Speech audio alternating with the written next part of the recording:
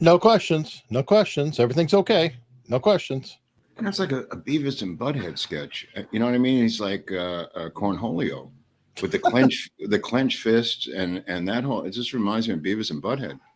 Just so sad that this guy just keeps falling down everywhere he goes, Eric. I mean, who the hell's in charge of this cat? Where's his wife?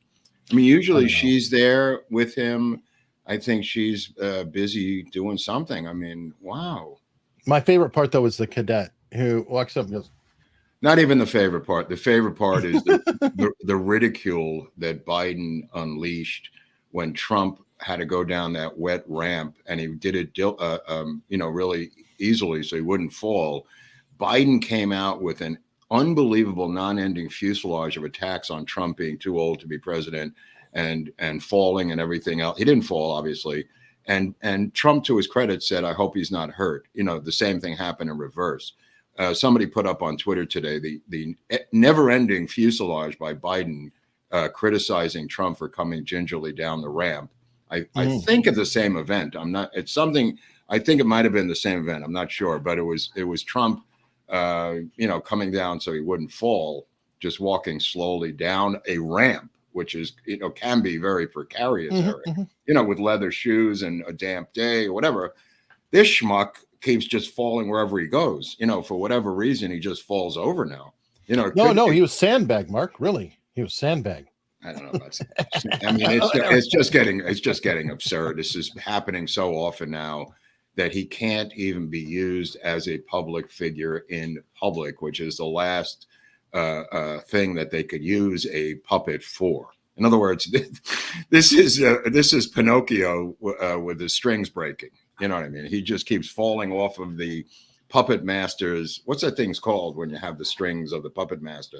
There's a name for that device, with the strings, which I'm never going to remember because I didn't even know to begin. I was thinking marionette, but that's just another term for a puppet. Yeah, right. Whatever that thing is, the strings seem to keep breaking, and he keeps plummeting to the ground, which is really unfortunate for us as a nation and to all those cadets who were there hoping to see some sort of sign of any strength on the planet Earth from the leader of the United States. And they couldn't even get that for everything that they're putting into this country at this time, with all the vetting and kicking out and distortion in the military. They couldn't even get a leader to stand up for them, physically, psychologically, spiritually, and mentally on the day of their graduation. That's how dark this thing is. It's so symbolic. I can't even use symbolism anymore because it's trite. It's just become so silly that this guy just has to go. I don't care what's following after him. I don't care who the next person is. We'll deal with that when it happens. This guy here, now, in this time, on this planet, has to leave. Hey, whether it's by force. Go ahead. I'm sorry. Oh, I was going to say, I think I found the cause of it, though. Dustin Russell claims he had to push some old man out of the way at his nephew's Air Force Academy graduation, but he still made it to the show. Dustin, you rock. Thank you. Russell on the board. Now, there's rumors coming out of California. It's coming out of California because the rumors are starting with me. But They're not really true. Republican Senate candidate may throw his hat into the ring for the upcoming race. Big name. It might be very important. A guy named Steve Garvey played for the Padres, played for the Dodgers, revered out here in California. Good-looking guy, hit 294 lifetime, as many Dodger fans know. Just an Iron Man, really an Iron Man at first base for the Dodgers and the Padres for decades. Rumors circulating he's beginning to put his cards in order to throw his hat into the ring for the Senate. And there's been a history of sports senators, as you're well aware, Hunley, which is not true. So I'm going to tell you. There's been Jim Bunning. There's been Jim Bunning, pitcher for the Phillies. As our East Coast fans know, there was Bill Bradley, the forward for the Knicks, who became a senator out of the state of New Jersey. I'm sure I'm missing others. But those are the two that come to mind as senators who were was sports. there somebody in Iowa? I think it was a basketball player or something. I don't recall. Back in the day, I don't recall every single one, but there are others. But those are the two. Maybe in the chat they'll come up with some others. But those are the two that come to mind: are Bunning and Bill Bradley. Bradley being a graduate of Princeton, Bunning, I think, a graduate of a nightclub. But nevertheless, the Phillies. I saw Jim Bunning pitch a no-hitter against the Mets in 1964 at Shea Stadium, and Johnny Callison hit a foul ball that my Uncle Harvey caught in his bare hands. It almost ripped the skin off his hands, and he screamed like he was being assaulted. But he gave me the ball, which I got signed later from Johnny Callison. I don't know where I'm going with this, except for the matter that Jim Bunning was a senator of the Phillies, a senator of the United States from Philadelphia, and played for the Phillies. Well, okay. When you got started talking about the Republican candidate, I thought you were talking about this other CNN Republican candidate that they were right now. This as followers of this channel and followers of this thing know, this happens all the time. It is a psyop that CNN has been using and MSNBC for years to throw a little mud, a little shade on people they don't like. And it never goes the other way. It only goes in one direction. And that's the direction calling Robert Kennedy Jr. a Republican. I guess he might be the only Kennedy that would be a Republican in the history of the Kennedys. So they may want to fact check that. Maybe they thought they had the wrong Kennedy. But there is the Kennedy from Louisiana. So he's a senator. Joe Kennedy, right? No, what's his name? I thought it was Joe. Okay, I don't know. It's not Joe Kennedy. No. The current sitting senator from the state of Louisiana is John Kennedy, right? Okay, maybe. I thought it was Joe. I don't know his first name, but his last name is Kennedy. And he's very entertaining, very corn-ponish kind of sense of humor, brilliant guy. Anyway, make a long story short. It is John. It's John Kennedy. Yeah, that's what I thought. Okay. From Louisiana.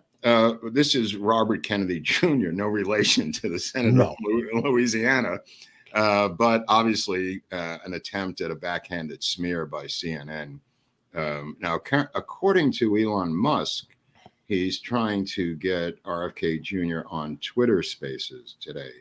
Not today, but the news was today. And then RFK and him are going back and forth trying to solidify this on Twitter, of all places. I don't know. I guess people don't use the phone anymore. Yeah, it's interesting. And then, of course, you have the issue of, will Elon actually be able to stop renegades within his own company from suppressing the space, much in the way that the Daily Wire released What is a Woman yesterday. And we're told literally during the day, sorry, this violates Twitter policy. This is part of the great deal between Daily Wire and Twitter. And then Elon comes out and says, no, it is not true. It's not a misgendering. Misgendering is, quote unquote, impolite, but it is not illegal. This is perfectly fine policy. They released the film. It gets suppressed anyway. Wait. I'm going to have to stop you there. What is the suppression part? The suppression part is that it was released on Twitter, What is a Woman, and you could not retweet it, you could not share it, you could not support it in any way. I didn't know that. And then suddenly that started to finally get removed, though people are complaining. And you're saying these are rebels within his own company doing this? Well, coincidentally, the person who took they resigned. They resigned. last night, right around 8 p.m. or so Eastern time, Holy cow! in the middle of this. So that's what I'm saying. His own Wow. people, and I get Look, you frustrated. gotta vet these guys when you hire them. I mean, you can't just have these maniacs. Well, they were come in. there. He bought the No, company. you got to get rid of them. You got to get rid of them. How about an idea? Here's an idea: a questionnaire. How about what would you do in a situation like this? Questionnaire. So when they lie on the questionnaire and they do something else, you're out of there. You know what I mean? Like, I maybe he vetted them. I don't know if he vetted them improperly. Dude, he fired 3/4 of the company. So he missed a quarter, and they're still bad. I mean, it is a giant problem. But I agree with you. He's got to get to the bottom of it, and I'm getting tired of seeing it because there's a case of, okay, are these renegades in your company? It's your company, or are you just gaslighting us? Because really, I never know. Here's my opinion. He wants it both ways.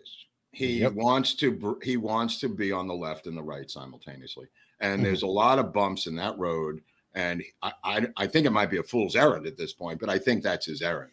He's trying to be on both sides at the same time. And it looks like he's going back and forth, but he's not. He's trying to bridge a gap in a bumpy, rough way that right now may be unbridgeable. And it's just my take on it. I mean, nobody could be this far left and right on the map in the course of a week over and over and over again, just going back and forth, back and forth, back and forth. I'm sorry. He's doing this in a maybe a good intentional way to bridge this gap, Eric. You know, like us having a Marxist on our show with the same intent, you know, despite people being upset about it. It's magnified 1 billion times with Musk. You know, we've had some blowback for having various guests on that don't align completely with us. But again, it's our attempt at doing it on a smaller scale. I mean, Musk is trying to do it on, my opinion, is that he's trying to do it on a bigger scale. He may be trying to be a Berenson. Well, I don't think he's trying to grovel back. I think he's not. Alex Berenson is a little fish. I mean, Musk is a big of course. fish, but right? There are no fish that we could put in the same pond as Musk. So right. Out. So all I can do is compare him to Alex Berenson is not actually that accurate. But that being said, I just want to, before I forget this story, I went over to get this medical exam yesterday on my knee, some sort of just a scope of my knee for some reason. But anyway, I'm not even going to get to that yet. I don't want to get that part of the story. But I went to this medical building and they have like a gate, you know, where you go in, you take a ticket, Eric, and the gate goes up. It's a parking structure right next to the gate. So I park my car and I come out through the parking structure. I'm walking through it. I'm walking through the gate, right? Like on the other side of the gate. And a car is leaving and the gate goes up, right? The car exits. And as the gate is coming down, which happens pretty quickly in most of these modern ones, the gate comes down pretty long. I hear a car doing about 50 miles an hour. It slams on the brakes and the gate comes down on the hood. And there's a Chinese woman in there, 50 years old, banging on her wheel, yelling, "Damn it, damn it, damn it," in Chinese, whatever that is. She tried to run the gate on the other guy's dime. And the gate came down and I'm standing right there. And I just said, "Pay the goddamn ticket, lady." It was like $1. She was trying, or $2. She was trying to ram through on the tail of an innocent guy who paid for her. Or not, obviously, she didn't make it. And I'm going like, what the hell is this? She slams on the brakes like it's the Indianapolis 500. And the gate comes down. And I thought it was an accident. It's literally 2 feet to my right because I'm walking through the entry gate. So the exit gate is right here. And I look over and she's pounding on her wheel, yelling, "Damn it," that she couldn't make it in time. And I mean angry, not somebody just like, "Oh, I tried. Oh, so Jesus." You know what I mean? Doesn't she know they have tire spikes too? Well, she wasn't going backwards, Eric. She was going forwards, trying to make it before the gate came down. This is what I'm trying to tell you. Oh, I see. So it's a second. Okay, trying to slide as a second. Jeez. Yes, okay. yes. And it's almost impossible. It's almost impossible. And yet she revved it up from 100 yards back. And I'm hearing this out of the corner of my ear going, "What the hell is that?" Because it's echoing in the garage. And I turn. And as I turn, the gate is coming down on her grill, you know, her hood. And I thought, what the F is this? And I look over thinking it was a mistake. It wasn't a mistake. She was trying to bust out of the $2 garage to escape on the other guy's dime. That being said, I went inside this building to get this scope of my knee. And I just wanted to show you this device that I took a picture of. I sent to Eric this morning. Look at this thing. I just want to show you this thing. Now, I'm on the right of that. There's a bed there. So the girl, this young girl's wearing a mask. She tells me to take my pants off, and she's going to do a ultrasound, I guess what it is. It happens a lot with pregnancy. Women there probably know more than me, but an ultrasound on my leg, right? So I said, okay. And she gives me a sheet. So I said, what am I supposed to do with the sheet? I said, I'm going to take off my pants. And she says, well, you can put the sheet over you. I go, I know, but you're going to do this thing with my leg. It didn't make any sense. So she comes back in. So I'm just sitting there in my underwear. And she says, lay down. And she takes this device and she puts this gel on it like they would for pregnancy, Eric, for ultrasound. And she says, I'm going to run this on the back of your knee. I go, all right, go ahead. How bad can this be? So she takes the wand, which is attached to that device, puts this gel on it, which is warm, and runs it up underneath my package. And it's all the way up there and pressing against, because she's looking for blood clots. And I'm going, oh, right. I'm going, I have no idea what's going on. And she's just tracing it down from underneath my package to underneath my knee to down to my ankle multiple times. And now I'm covered with jelly. And she says, I'm going to do the other side. I go, all right, this is getting great. Now I'm enjoying it. Now I think I got to be honest. I'm just going like, this doesn't feel so bad. It's like a warm jelly with a girl running this thing down. I've never had that before. So she does the other leg and she goes, now, unfortunately, I'm going to have to do it again. I go, hey, knock yourself out. So she goes back to the beginning and starts over. And then she says, okay, I'm done. It looks good, whatever. And she looks at that device, gives me a towel to wipe off the jelly. And the whole thing felt oddly sick and dark and perverted, but it was a medical procedure. And I had a man up with that device yesterday after the Chinese lady tried to break through the gate. That was the next thing I had to do in the day there, and somehow succeeded with that scope thing of my knee. And it turns out my knee's okay. But anyway, I just wanted to tell you that before we went on. Well, congratulations. And you got to have it twice for the same price. Well, it was almost 4 times because she went back again. Yeah, it was almost 4 times. And they offered to give me a CD of it, a DVD or a CD of what it looked like. And I passed on that because I had to go.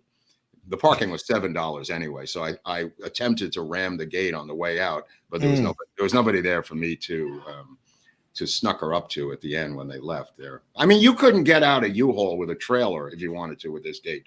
That's how quick the gate comes down. Well, I think they kind of have figured out the timing on those. Yeah. The length of the car, the timing. Yeah, there's some equation that they figured out. Yeah. Apparently in China, they don't have this, and you could just ram it and break through to the other side.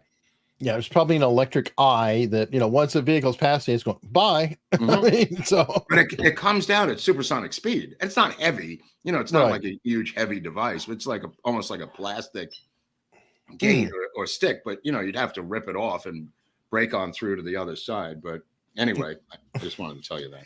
Was she still out there when you left? No, you know what? She just was stuck there, and I didn't stick around to see if she paid. I went into the building because I had an appointment, but she was just there banging her wheel repeatedly like a Chinese cornholio, just like with little fists, like the guy we saw falling. Did he hit his head on that thing, by the way? I don't know. It could have hit it almost like a duck, though. So I couldn't tell if he hit it or just knew that he had to duck his head at that point. They claimed he hit his head, but it didn't appear to me like he did.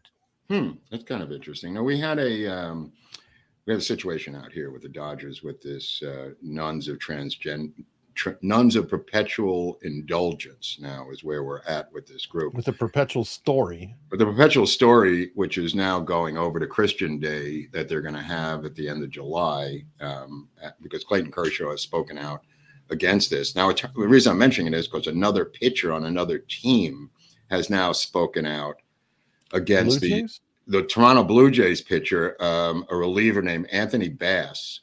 has spoken out against this and the Mulvaney debacle and Target and everything, and not wanting to be pressured into accepting their point of view. So he was fined by the team, castigated, and he came out with one of the most groveling apologies since that actor, wrestler, Chinese apology. John Cena. Yeah. It wasn't in Chinese because this was Canada. Yeah, that's next level. John Cena still has the crown.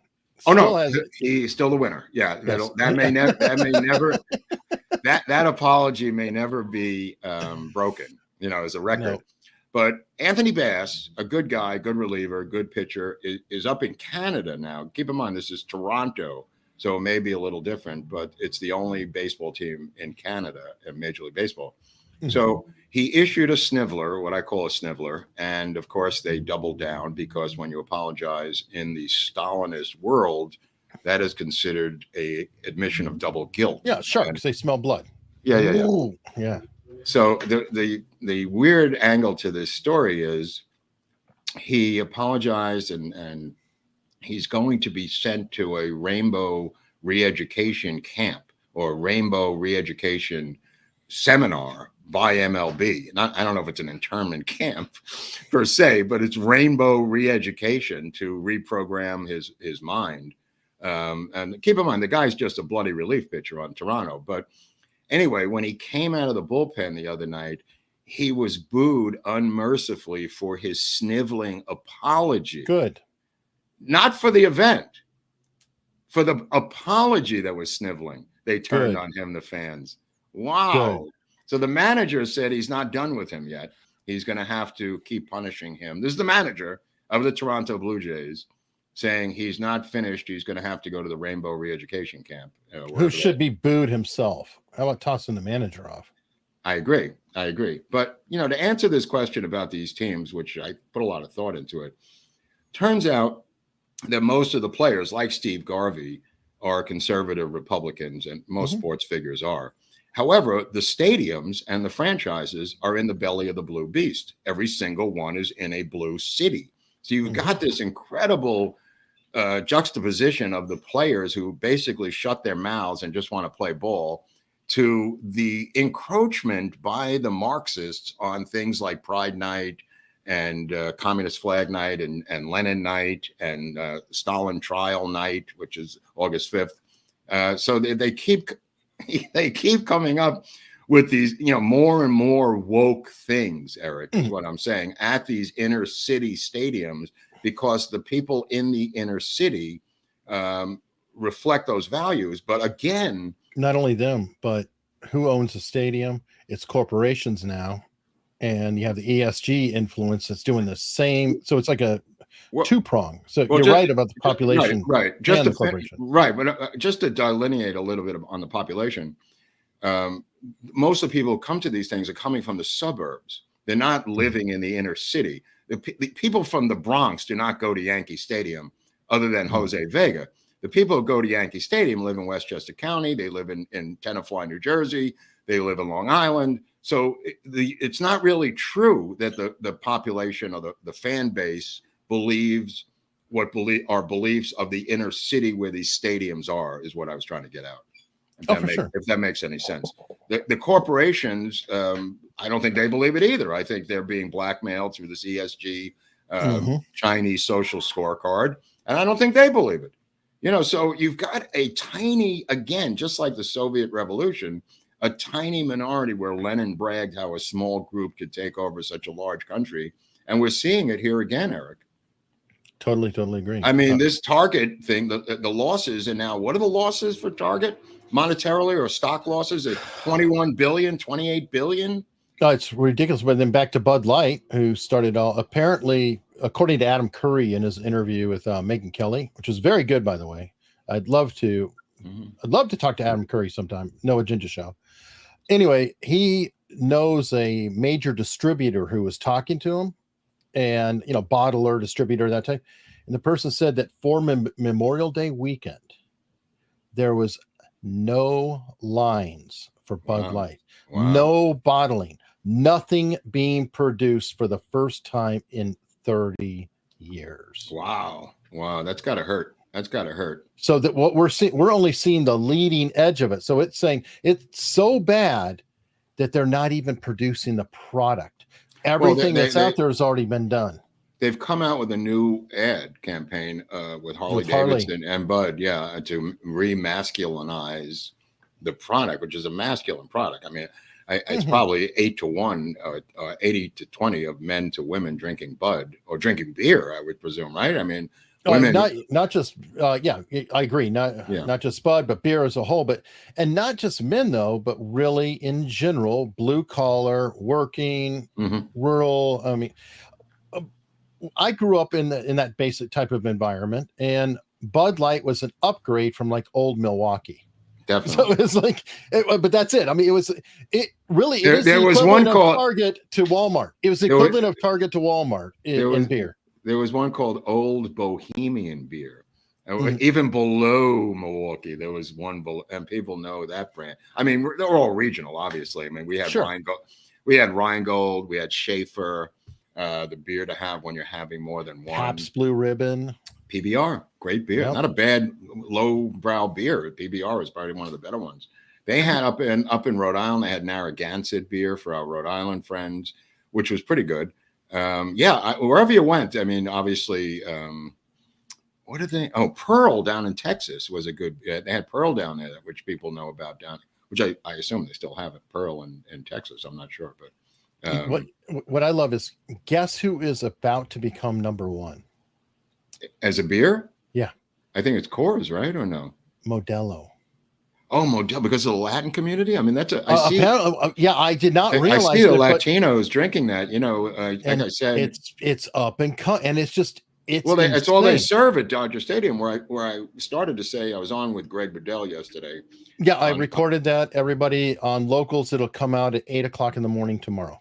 Oh, great. Okay, it was a good episode. We did about half an hour together, which is about all you could do on radio. But we talked about the fan base of the Dodgers. He used to live out here, Greg. You know, he was in the record business and stuff with Styx. That band, Styx. Yeah, great band. And we're talking about the fan base of the Dodgers, and it's 43% Latino Catholic. I mean, just coming out of the chute, you've got 43% of your fan base. This does not count whatever percentage of white Catholics are out there, which I'm not even included, which may be 5, 10, 15, 20, 30, for all I know, in terms of white Catholics. But man, oh man, to have to give an award to a group that mocks your religion openly, dressed as nuns in whiteface, doing sexual deviant things I really can't even get into here on the cross and pole dancing and you know, going into churches to hassle bishops giving out the Eucharist. I'm not Catholic. I don't know all the rituals, but nevertheless, you know, as Clayton Kershaw said, I don't want to be involved with any group that criticizes any religion. You know, and not a bad statement from a guy who does not get involved in politics. Well, not only that, what about the cowardice of it? Okay. It's like, let's talk about we're picking on Catholics with that perpetual whatever. Why don't you go after Islam? Why aren't you doing that? You're so brave. You're strong. Everything you criticize about Catholicism is even worse and deeper in Islam. But go for that. Maybe you've heard of Charlie Hebdo, huh? Maybe you've heard of that. Maybe that's why you don't do it. I've said the same thing about the left's support of the Palestinians. They'd be the first to drag a gay person through the streets of Palestine with a noose on their neck. And yet they support the state of Palestine, the Palestinian, whatever that is over there, over the state of Israel that has gay rights, gay parade, gay pride, gay members in the Knesset. Their contradictions are so breathtaking, they almost resemble that of a teenager, Eric, which is probably true. Well, that's why I keep saying virtue signaling. I know you don't like the term, but it is such a true term because they do things like Corolla talks about the coexist bumper sticker. It's like, oh yeah, go ahead and drive in that in Saudi Arabia. Oh, you're so brave. Yeah. You know, virtue signaling is like, I'm going to throw up a Ukraine flag on my house or BLM, because I know that I'm safe, fat, dumb, and happy, and nobody can really do anything to me, but I'm doing my part. Well, today they're wearing orange. I don't know if you know this. This is Orange Day for gun violence against women in some area or something. I'm not really sure what the deal is. It's a virtue signaling thing of the day to wear orange. Well, at least there's some variety. There's a little bit of variety. Now, there is a case here that just got settled yesterday. I don't know if you've been following this Danny Masterson case. Yeah, Well, let me just back it up a little bit. This is the second trial. The first trial was a mistrial, and they thought that they weren't going to continue to have a second trial. But Gasson, the Marxist psycho district attorney of Los Angeles, began the second trial almost immediately. He was convicted on 2 charges of rape and in violation of some central constitutional edicts. I mean, he thought he was going to walk. And there's a number of reasons why he thought he was going to walk. First of all, he had a mistrial in the first trial. And his wife is Bijou Phillips, for people at home who know the Phillips family of actresses. John Phillips was the father. Mackenzie Phillips, was one of the sisters. Bijou Phillips, another sister. They've been married for over 20 years, have a young daughter. These events supposedly took place at a time which they couldn't nail down, and a month they couldn't nail down, with names that couldn't be revealed. There was no Sixth Amendment. There was no Fourth Amendment. There was no any right to confront your accuser in this case. There was no statute of limitations anymore. Every single law was thrown out the window. And indeed, in the first trial, they couldn't convict him. Now, that being said, the second trial, all of a sudden, the Jane Does, the 2 or 3 Jane Does, whose names were never revealed, like a Stalinist state trial, which it was. And I'm no fan of Scientology, which is Bijou Phillips and Masterson are both Scientologists. That's not what this trial was about. They made up a story saying they feared coming out with their names, that Scientology would get them, and all this other stuff was all designed by the prosecution. The second trial now, out of the blue, not in the first trial, in the second trial, they claim that he drugged them and raped them like Bill Cosby. This is not in the first trial. This is in the second trial. So he's convicted by 2 anonymous women, Jane Doe 1, Jane Doe 2, 23 years ago. Just keep this in mind, 23 years ago. Guy has no criminal record, happily married, with a daughter, successful career. The judge remands him to custody, drags him out of the courtroom in handcuffs. No bail is allowed because he's a flight risk. Danny Masterson is a flight risk. So he was immediately put in jail, pending appeal, which is traditionally pending appeal. You'd be released on your own recognizance with his lawyers. And he's got some very high profile lawyers. Completely. Not with those charges, I don't think. Not with those particular charges. They'd be left on bail for appeal, not for murder or rape. I don't believe they let him out on that. Again, there's quite a few cases, or you could refer to some other legal people, but there's a number of cases where you would wear an ankle bracelet and go home.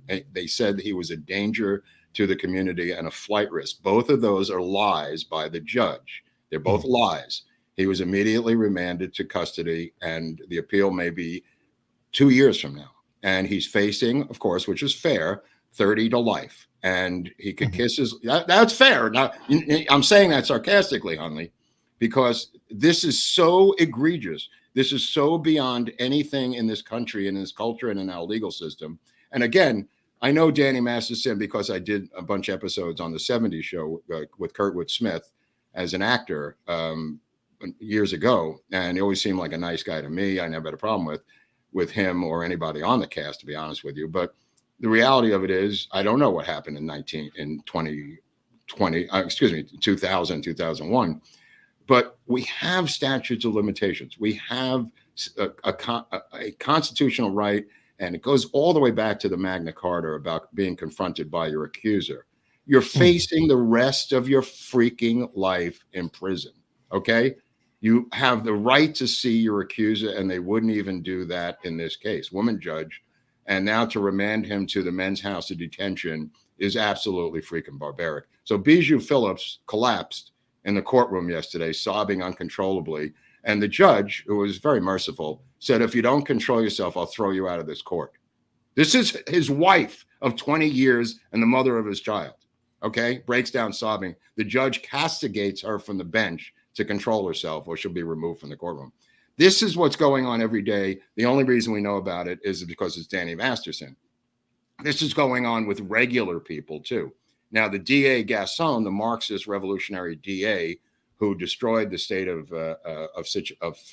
law up in San Francisco before he came here, said, justice has been served. Now, the reason I mention the irony of that is because he's focusing the entire weight of the district attorney's office, while murder and crime in LA has reached levels that have never been recorded before.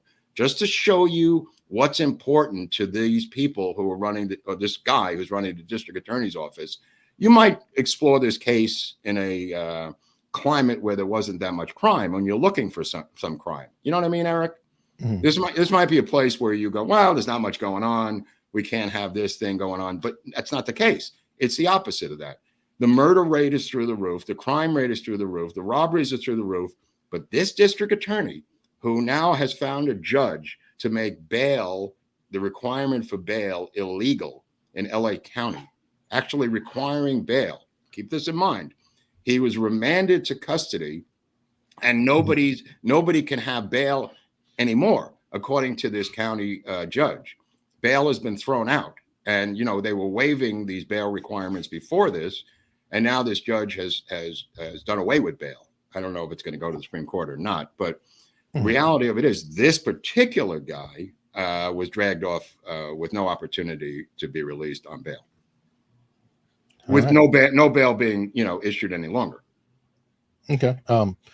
I don't know the case that well, other than I know the ex-Scientology community is pretty stoked about it, but I did not look into the details of the specific case.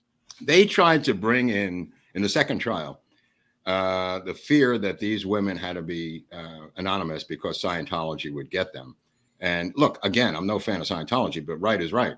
Miscavige issued a statement saying they have no connection to this case. This is, violating their rights as a religion or whatever, dragging this into the court case. And he happens to be correct, Eric. I mean, you do know there's one thing, though, that I don't know if this is one part that I do know about and did cover a little bit.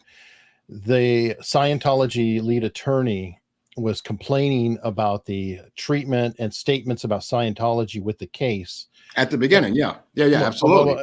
And doing this, had published a document or something that had a link in the document. The link led to a trove of discovery evidence in the criminal trial for Masterson that Scientology had, which is a giant problem. If Scientology had the defense records, or because the prosecution has to turn it over to the defense, for discovery, but if it got to the church, then we got a real big problem here. And I don't know anything about that. He's got two of the most competent criminal attorneys, Mesereau and Sean Hunley. Has nothing to do with the church. They're not church attorneys. These are the two top criminal attorneys in the city of Los Angeles. Sean Hunley, the black woman, and Mesereau, who was also in numerous high-profile cases. They've never seen anything like this. The judge has now called in the attorneys this morning here to castigate them about something. And she has been running a pirate rogue operation in this courtroom for years. And nobody can remove a judge here. She ran uncontested again, wasn't even on the ballot. I didn't even see her name to vote against her, because if you're not primaried, they don't even put your name on the ballot anymore. I mean, it's just what I'm getting at. The problem we're in right now are these Nuremberg-style judges. It's not so much the congressmen day to day and the senators day to day and city council day to day. It's when you end up in that courtroom, there is no oversight any longer. They are literally Nuremberg judges at this point. Nobody can challenge them. And we saw that with Roger Stone, right, Eric? We saw that with General Flynn. We've seen this time after time after time where these judges are screaming at them from the bench and jailing them and revoking their bail and doing all these things. Alex Jones, the January 6 people. I mean, it just goes on and on and on. But this is part of the Me Too thing. This started with Me Too, and the Me Too seemed to have ended with Joe Biden. when the woman who accused him of sexually assaulting her was discredited during the end of the presidential campaign. And it kind of ended with him and Andrew Cuomo, as I recall. So this was a leftover because there were two trials. Oh, it's still happening. The Me Too still happening. You've got now Ramstein is out there. There's new ones that are coming up. Well, he said he's not going to pursue charges against Armie Hammer, who another actor, another white high-profile actor. I was surprised to see that, but maybe he got the scalp from Masterson, and he's happy now with that scalp. But could be. That being said, Bijou Phillips not in a good space right now. Oh yeah. Now that being said, an old friend of mine is, maybe we should pray for him. He's having brain surgery this week. Danny Bonaduce, who used to live next door to me here. Troubled guy for many, many years. He may have inflicted some long-term damage on himself, but a good guy nevertheless. Danny Bonaduce from the Partridge Family. Here's Danny right here. He's got something like water on the brain or something. Can you play the clip? Go ahead. Might as well. I could send up at all. I couldn't balance. I couldn't do anything like that. How did all of this start from the first day just to the height of the struggle? Because she looked really nervous. And she said, you're not saying words. You're not speaking English, which, of course, is preposterous to me. And we called an ambulance and took me to the hospital, where I remained for the first 5 days and remember very little of it. Couldn't walk. I couldn't keep my balance. I slurred really badly. I couldn't remember anything. And this is amazing miracle of medicine.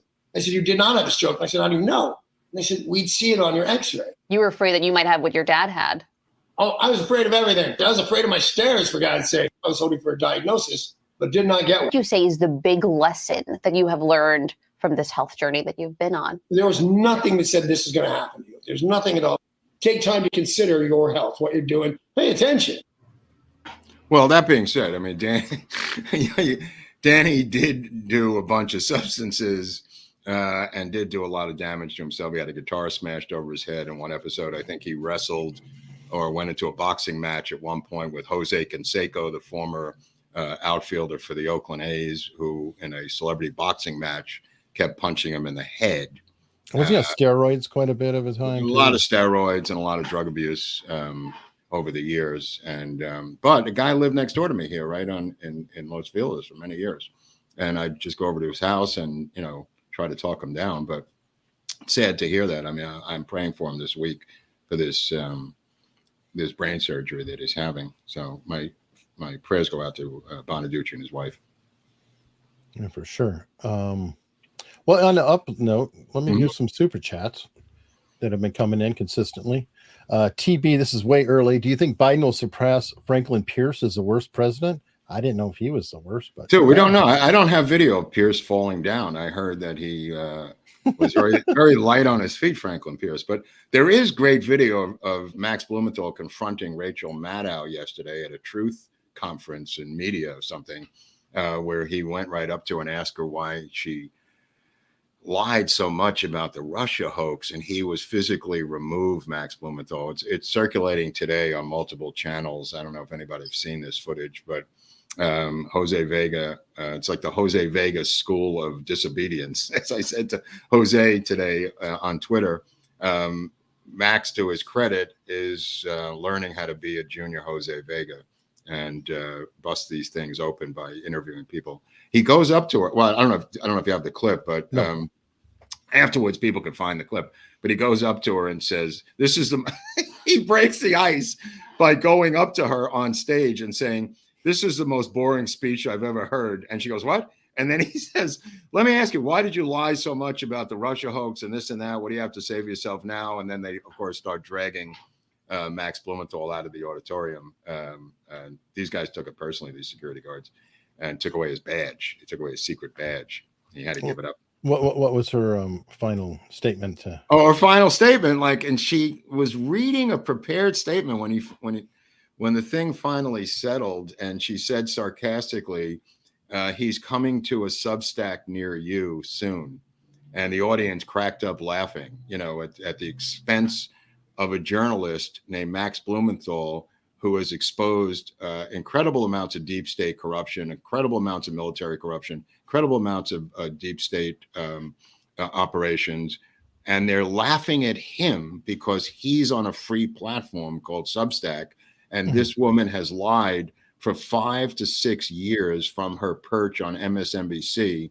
That they find amusingly funny in one of the really dark moments in American journalism at that conference. Well, it Really? tells you everything, because Glenn Greenwald is also on Substack. Matt Taibbi is also on Substack. So all the legitimate journalists are on Substack, and it shows you that that Columbia School of Journalism mindset, ivory tower, like you just said, they're unapologetic.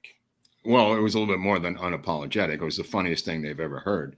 You know, there was like they were watching the Three Stooges or something. You know, this mocking laughter that was ringing out in the auditorium was, again, something out of the Nazi party.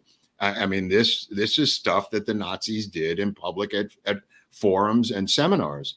It just sickens me, this Soviet Nazi type of public arena where these events are happening day after day after day.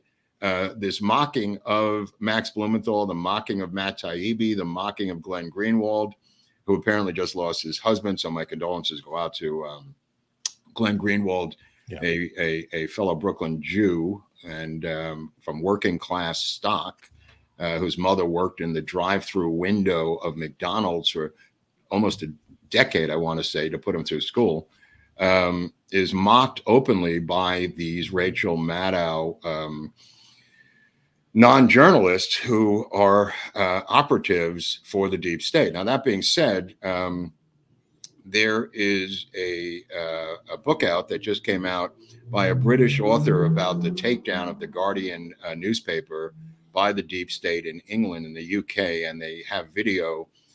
When they released the Snowden files, the Guardian was on the forefront of that. And they released it, as if you've seen through the movie involving Glenn Greenwald. They released these files to the United States, and they had a simultaneous release in England through the Guardian. The government came into their offices, and this is what the film footage shows, and demanded that they smash their computers and drill through them with drills, destroying them. And they did this out of fear of intimidation from the government, who sent their goons into the Guardian office. And the footage was released now. They've been sitting on it for a long time. And it shows they themselves, these reporters, destroying their own laptops at the behest of government censorship goons, because they had released the Snowden files to other reporters. The Guardian reporters were then replaced by other reporters who are lapdogs for the state security system in England. And these deep state reporters that cover the deep state, they were not deep state reporters. They were people like Glenn Greenwald, the equivalent of him at the Guardian. Mm-hmm. They were replaced by people who had no background in reporting on national security, which is where they are now as a newspaper. The newspaper has been thoroughly defanged by the deep state of England. The newspaper doesn't really do anything anymore reporting on the deep state. And this book, which is a book written by these authors from The Guardian, I think it's called Conspiracy. I forget. I just ordered it 2 seconds ago. Hold on. Let me see what the name is. All right, you muted. While you're muted, Ascado Din said, your only job is to not fall, talking about Biden. And we have a super sticker from Charles Seaver. Okay. Thank you very much. You're on the wrong mic now. I don't know what happened. Oh. Unplug. Let's see. Linda Solinsky. Love my bedtime stories. Thank you very much, Linda. That's awesome. And David Clore, the $1.99. I don't know if it's a sticker or just a tip, but thank you very much. I see. How's that? There we go. That's good. Yeah, right. That's why I don't like to have these things in my ear, because I can't reach for files or books when I have these things. But that being said, the Guardian, no response today from the Guardian about the destruction of the laptops. And the distribution of the Snowden files. And I presume the same thing happened at the New York Times. The same thing happened at the LA Times. I don't think the Guardian was the lone paper for this to happen at. No, well, only difference is that half the people would sorry. volunteer.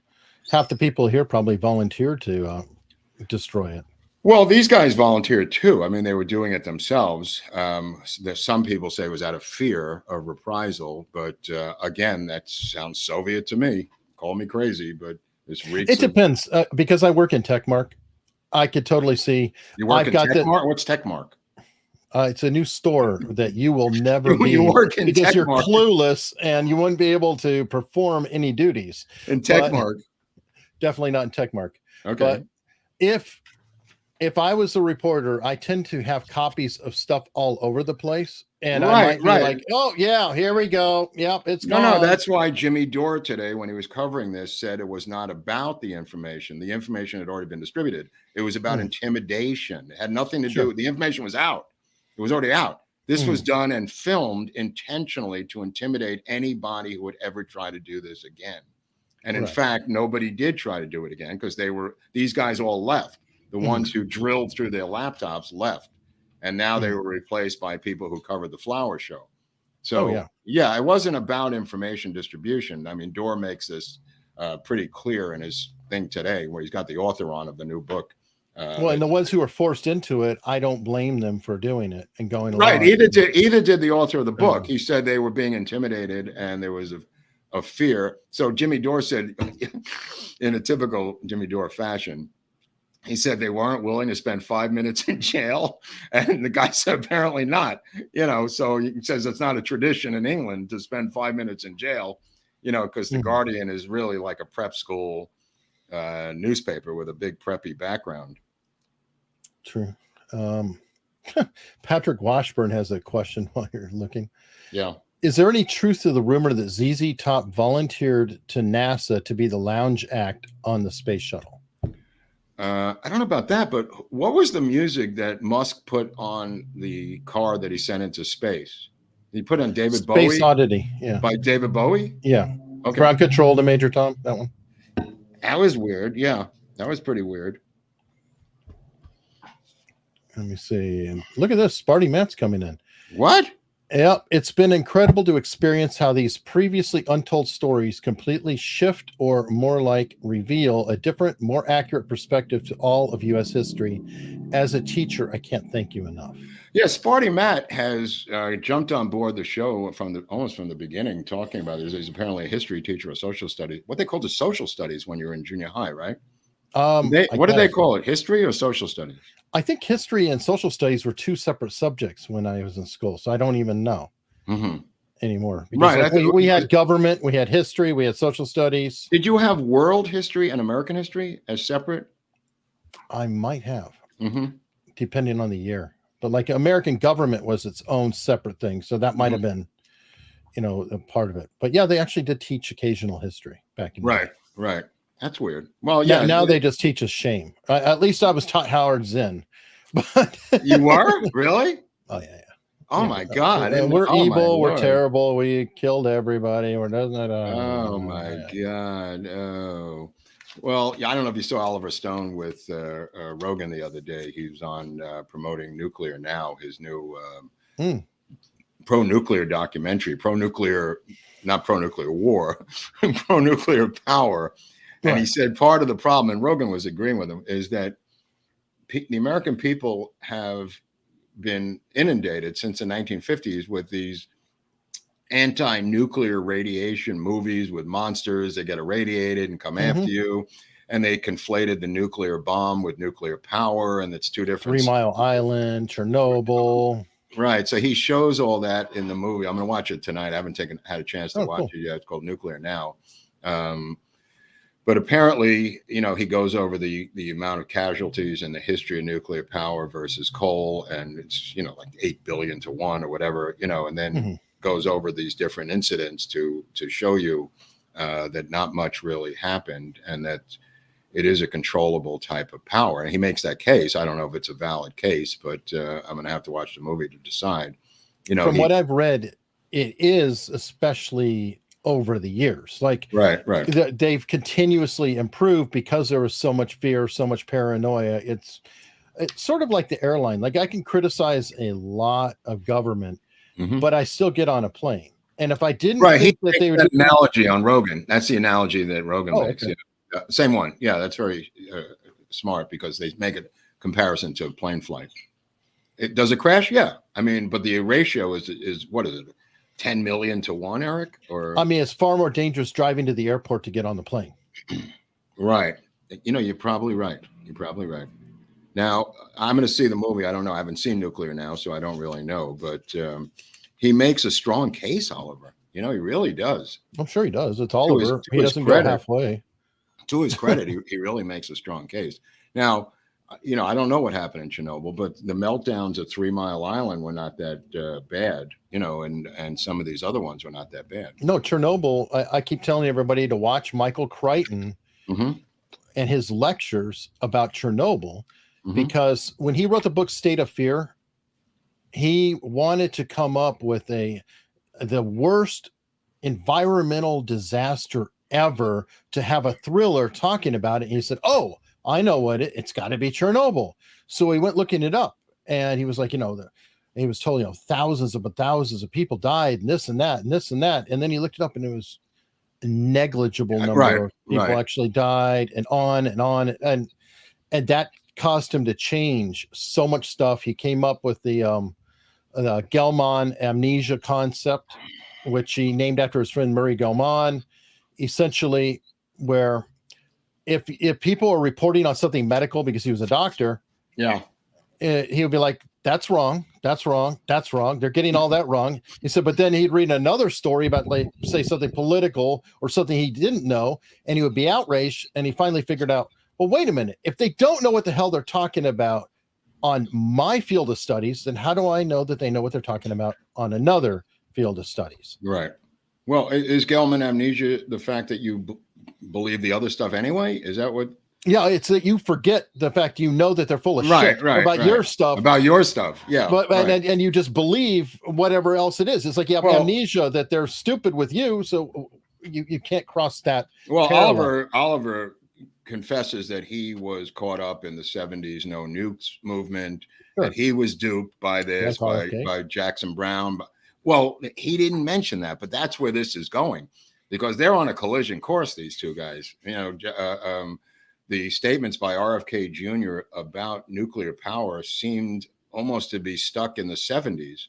And he admits it moments after he says it, that I'm not in a tie-dyed shirt at a no nukes rally, but he is. He's kind of stuck there. Now, I don't know what the final ruling is on whether nukes should be, promoted or not. But Oliver makes the case that they should, based on Chinese and Russian promotion and development of nuclear power plants outstripping our totals.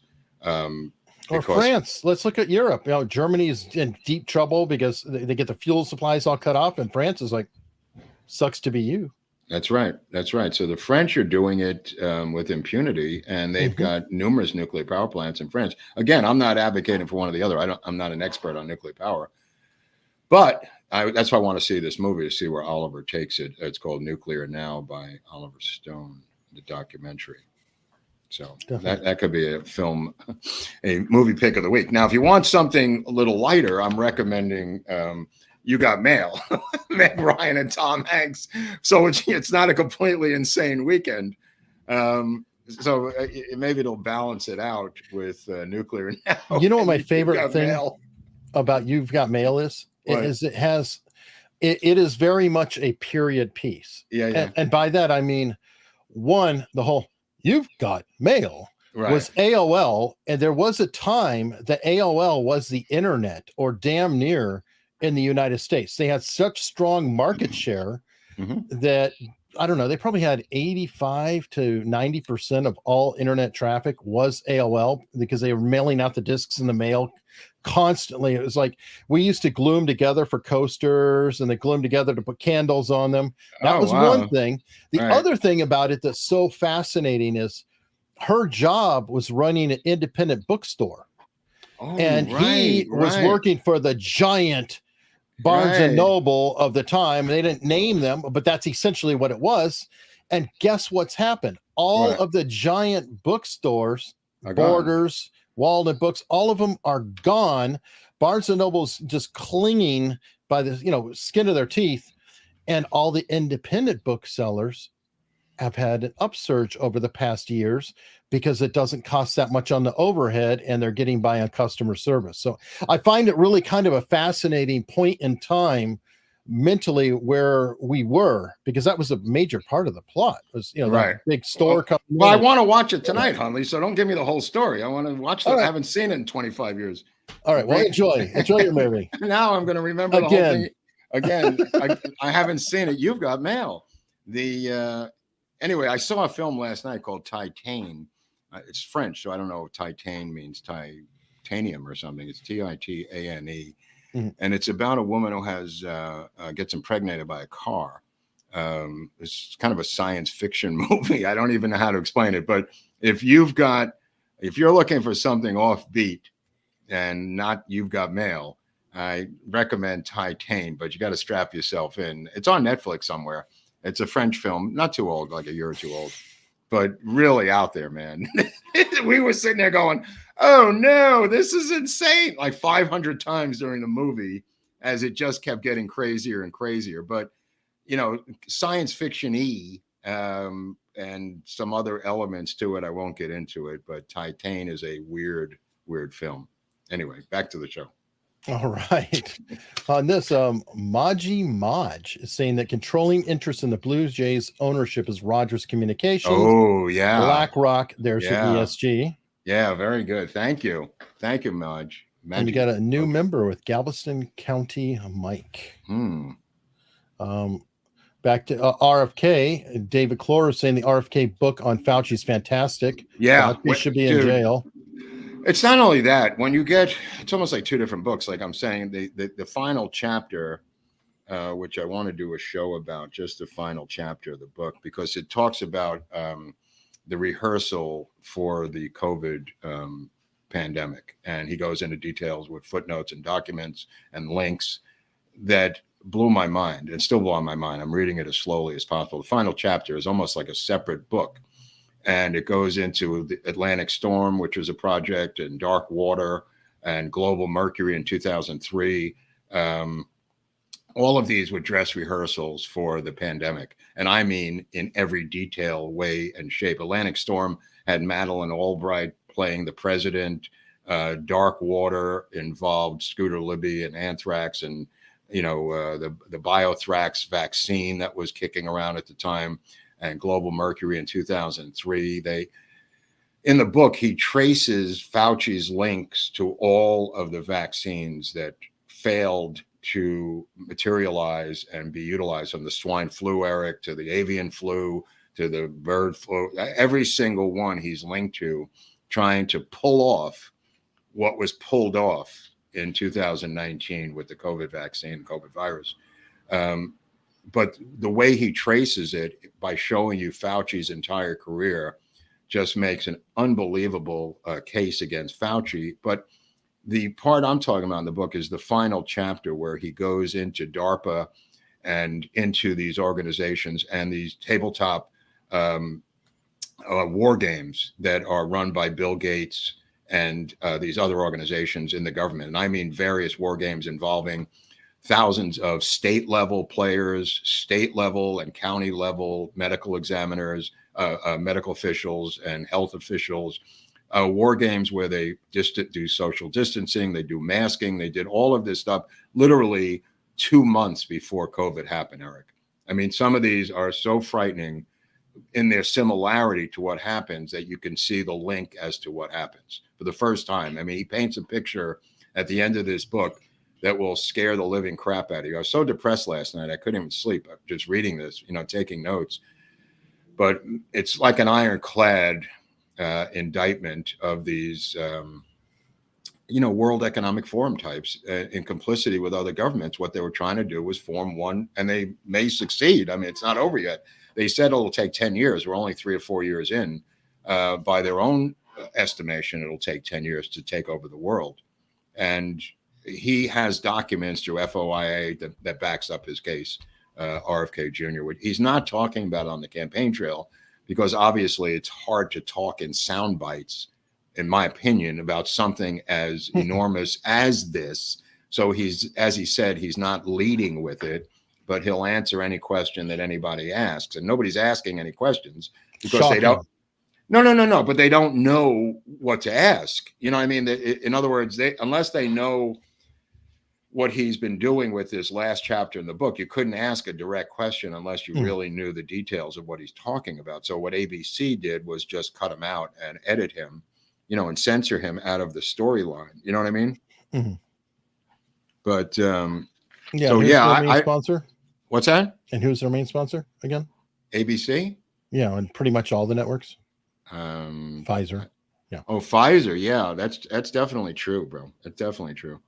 But yeah, I mean, it's scary. That last chapter of the book. Again, I can only recommend it again. Here it is, The Real Anthony Fauci by RFK Jr. Highly recommended. If you guys can pick it up, it'll blow your mind. It'll blow your mind. Now, that being said, I don't know if he should be president of the United States, but that book is a incredibly damning indictment against Fauci. And it says Fauci, but it's also a third or half of it is Bill Gates, Eric. Mm-hmm. Well, you and I had an offline conversation and disagreed. I believe. I think Bill Gates is worse than Fauci personally. Well, Fauci's the government version of Bill Gates. Bill Gates is the capitalist version of Fauci. You know what I mean? So they're together, you know, it's two halves of the same coin. But what Gates implements worldwide, Fauci implements domestically and also through the WHO. So Fauci's tentacles go into international stuff for sure. I mean, that's how those gain-of-function laboratories end up in the Ukraine, Eric. Oh, yeah. That's how, because Obama banned them here. And by the way, he did it right under Trump's nose because it was, you know, I criticize Obama a lot, but his administration did ban them or say no. I agree. I got to give credit. I agree. But it's much bigger than any president. This thing is, the tentacles of this thing are huge. I had no idea. I mean, as tinfoil hat as I am, this thing is bigger than anything I ever imagined. You know, in terms of wargaming it over and over and over again, secretly, involving officials of multiple countries from multiple years on multiple levels, with all the things that happened. In fact, what RFK Jr. points out is they predicted the numerical results to the letter of casualties, hospitalizations, and deaths in the United States almost within 10,000. I mean, right. Yeah. Interesting. And it does make you think a little bit, though, that half of our conversation is talking about this. Yeah, I saw that. Yep. And I kind of wonder, though, you know, sometimes because I am enraged and I am scared for the children, obviously, and this is disgusting. And Adam Curry actually described it yesterday with Megyn Kelly as it's a holy war. It is. This really is good versus evil. Yeah. But then at the same time, these headlines and these covers get us talking about it. Meanwhile, Anthony Fauci has this, you know, beautiful retirement or whatever it is. Bill Gates is continuing to fund whatever he wants behind closed doors while we're fighting about some mentally disturbed people. Well, let me put it this way. To answer that question, it's a multi-front war. Let's face it. It's a multi-front war, Eric. It's not just one segment. It's happening on social, cultural, political, economic grounds. I mean, the Marxist takeover of the world, if I could be so bold, is happening on multiple levels. And they just go, well, how do you know it's the Marxist takeover of the world? They haven't taken out a full-page ad in the New York Times announcing they're taking over the world. How do you know? You know, I mean, if you connect these dots, folks, you'll see what not just me, but many other people smarter than me have figured out for the past couple of years. I mean, this is a well-rehearsed attempt to take over and destroy democracies, as this author's book has indicated. about the destruction of democracy by corporations to solidify their powers. Democracy is a messy business for them, and they finally got tired of it. Well, and the thing is, I think it goes back even further. Like, we're talking about recent times, but this is just the latest wave. Like, you had first, second, third wave feminism. Well, I mean, you had Bill Ayers in them, but before then you had the Frankfurt School, I believe it was called, who were in here doing that. Then you have another side of it with the Jekyll Island folks. So you kind of have the corporatists going in with the Frankfurt School. Bohemian Grove also, Eric, right? Yeah, I mean, Bohemian Grove, where they go to party. Yeah. But these things were when we were laughing at these meetings all the time, the ones that were the WEF met or Bohemian Grove met, they were conspiring. They were not meeting to pass around hors d'oeuvres. We kept mocking them and laughing at them, but they were doing their work, getting the young Pierre Trudeau's involved, getting the young Gavin Newsom's involved, getting these young future leaders, the woman in New Zealand, involved. And that's why they were able to move so quickly when the COVID thing was released. They moved at lightning speed because they had rehearsed it for years.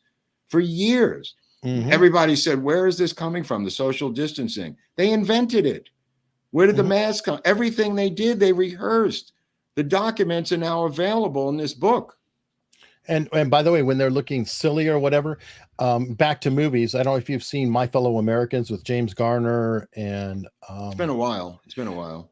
The funny part of that is the Vice President John Hurd was playing, and he was kind of like the Dan Quayle character, but the dummy, right? Right. Well, in the end, folks, if you haven't seen it, I apologize for spoiling it, but he's spoiler alert. Spoiler alert. He's the bad guy. He's behind everything, and he goes, "You don't get it. It was all just a facade." Yeah. But it was such a perfect summation. I feel this because it's like, oh, look, he's a moron who can't talk good.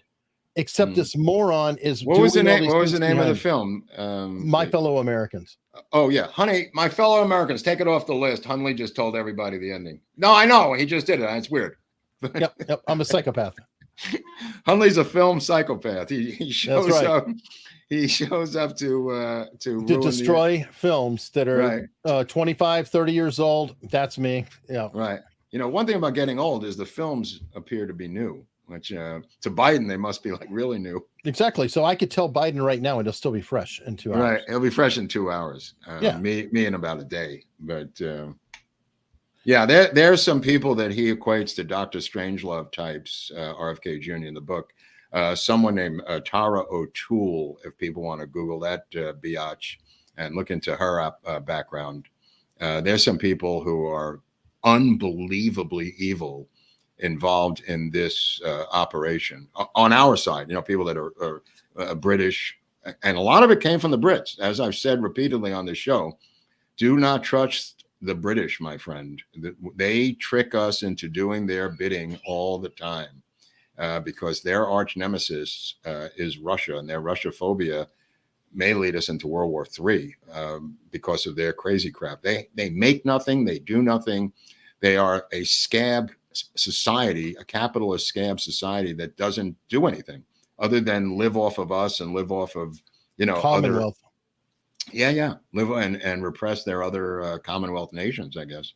But that's why when people ask me about these documentaries on the Kennedy assassination made by the Brits, I just laugh. I go, we can barely make our own. Why would I believe? In other words, if I made a documentary about the royal family, that would be the last documentary I'd ever look at as someone by an American like me on the royal family, because, the lack of knowledge in that area is breathtaking. And the same is true in reverse. The guy, I think it was Nigel Turner, who made The Men Who Killed Kennedy, which has a lot of stuff in it, but there's so many. Let me just put it this way: The Men Who Killed Kennedy, which is an 8 or 9 part series, it's about 65-70% accurate. But I mean, what do you do with the other 35%? What do you do with Judith Vary Baker? You know what I mean? I mean, what do you do with these things that people see this and look at it like it's the Holy Grail? It's in a documentary. It's made by the British. It's got to be true. Well, you know what? They're brilliant propagandists, the British. They're brilliant. That's their skill at making documentaries. Used to be newspapers too, but not anymore. Well, again, like I said, they've tweaked their language itself. Their accent is put upon, Absolutely, so absolutely. the rest of us are Yeah, chasing them. There's They're a the lot of first ones. Anglophiles. Put it this way: the CIA, when they made Animal Farm, the George Orwell animated cartoon, they went to the British to make it. They didn't go to Disney. There was plenty of animators here in California. They went to the United Kingdom to make Animal Farm. Listen to that, folks. Watch that cartoon. I mean, and they put a lot of money into making that. It was the highest budgeted animated film in the history of film at the time. Animal Farm, okay? Made by the British with American CIA money, i.e. your money. Check out our show, CIA in Hollywood. Oh, it's in there, right? Yes. Yeah, okay. Or Hollywood CIA or whichever. Yeah. Right. But yes, it's part of our CIA trilogy, or how many? No, there's 4 of them now. 4G? It's a because frockle? I was just trying to think of what you call it's quadrale. No, I don't know what you call it. There's a term for that. The chat will come to my rescue, but right. Essentially, we added art, and we're going to be adding tech down the road, I believe. Okay, art and tech. That's a guy's name, Art Tech. Art Tech. Yeah. He's his cousin with Mark Tech. Mark Tech, another Tech cousin of mine. Or no, Tech Mark. Tech Mark. You find him at Tech Mark. Right. You know what I'm really excited about? That we're 19,000 away from 100,000 in subscriptions, Eric. Mm-hmm. And if that bell means anything to you as a human, I would take, maybe you can be involved in the last 19,000 people to put us at 100,000. I can't believe I'm even saying this, but we're at right, Eric? We're at 81K?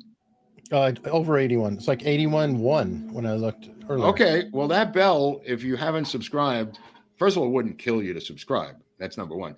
But you could be part of the final 19 to put us over the top, which is a real honor, I would imagine. Exactly. And Ray K loves that bell. He does, right? Ray loves the bell. Yeah, it's just for you, Ray. Can you do it a couple more times for Ray? He's an ex-punch drunk. I'd have to do it twice because I know exactly, but he loves it. Okay, that's for Ray, and this is for Ray's mother. Okay, thank you. He's a punch drunk fighter who lives in Atlanta, so he probably came out right into the center of the ring.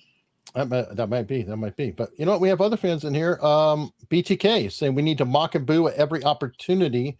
Any leftist or whoever bows to the leftists. Yeah, he's right. He's right. Yes. Yeah. I mean, tip of the hat to the Toronto fans. I mean, marvelous booing of this. I hate to say, I mean, he came out and denounced the thing, so I can't really throw him under the bus. They probably threatened his livelihood and family and everything else and made him make a groveling apology.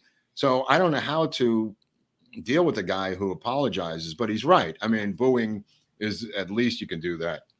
At least you can do that. Got bad news for you, Mark. What?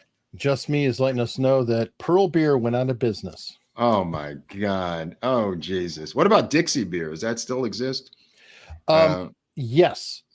But they were severely harmed with Katrina because I was addicted to Dixie Black and Voodoo for a while. It was my favorite beer and I could not find it anywhere. And from what I understood, the brewery during Katrina got destroyed and it might have been Shinerbach, but another brewery kind of helped them out, or they started to brew the beer at another brewery and build it back up. Mm-hmm. Oh, I forget some of the names of the other Texas beers, but Shinerbach. I've never heard that name, but Pearl I remember. There's a couple other. Texas. Shiner is the beer brand, and then Bach is the style. So you say, but I've had that. I have to do my part for the people. Okay, I've never heard of it. I even have a proper merch. To make good. Sure that I can do my part and taste a beer. Right, those are good. It's important. Mm-hmm. We got a couple Rumble rants. Really? Fleet Lord Avatar wrote, and I don't even know if I could read all this because I'll get into trouble here, but it's BS GD. Is this where people feel sorry for pedo HITLER due to age, health, etc.? F this malevolent, demonic scum. So Fleet Lord Avatar, I think, is saying that Sum it up, Hunley. he's not a fan. He's not a fan Of who? Of who? I'm guessing. I'm not sure, but it could be a gray-haired special that falls on stages, but I don't know. Oh, I see what you're saying. I got you. Fleet Lord Avatar is also saying, I don't give a shit. Mm-hmm.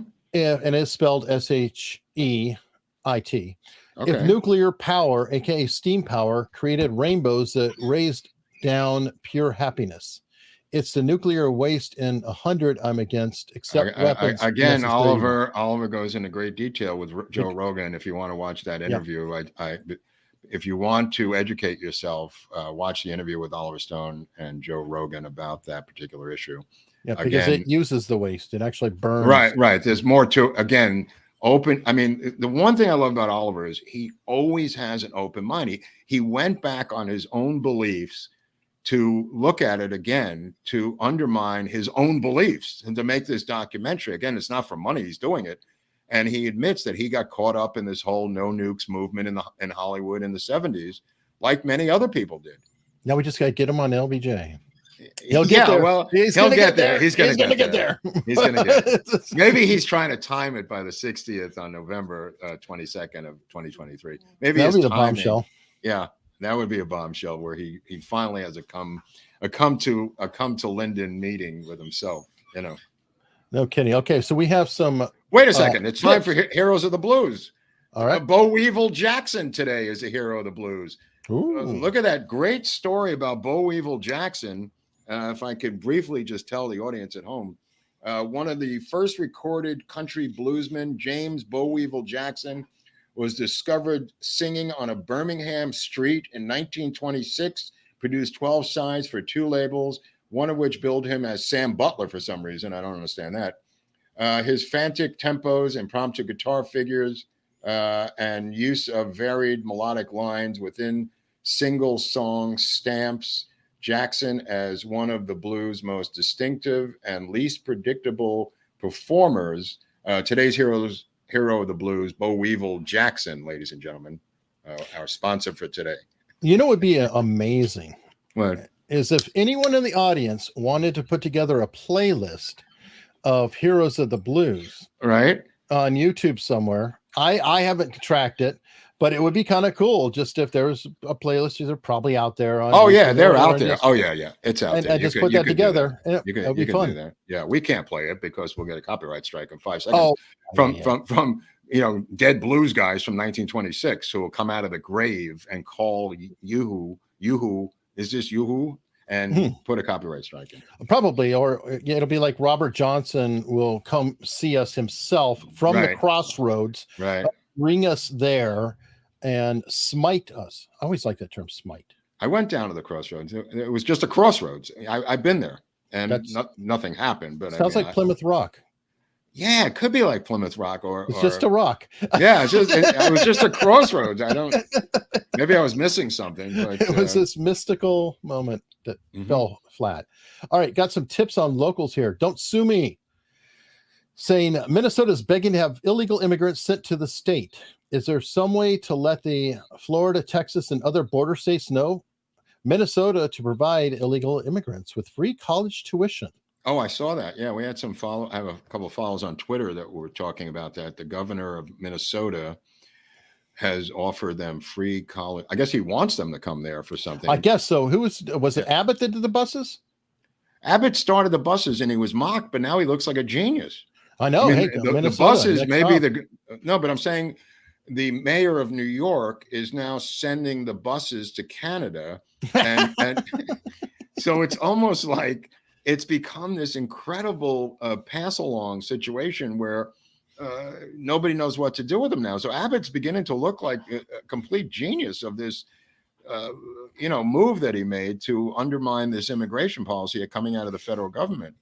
Well, I think it was absolutely genius because the cost of putting them on the bus and doing it is very cheap than having to secure them and over. It's like, no. Oh, it's breaking the bank. It's breaking the budget in New York because they're ending up in their whole entire luxury hotels. If you read the New York papers, where they just have taken over an entire luxury hotel and they're just partying nonstop drinking and fighting and smoking weed and going crazy all night. And the people who work there have just had it. They've gone to the media to tell the inside story on what's going on in these immigrant hotels in Manhattan, New York. I mean, it's astounding. So the mayor wants to ship them out to upstate New York, to Syracuse, I think was one place. Rochester was mentioned as another place. And, pass them along to other cities with welcome arms from the other cities. Yeah, well, I think it's great.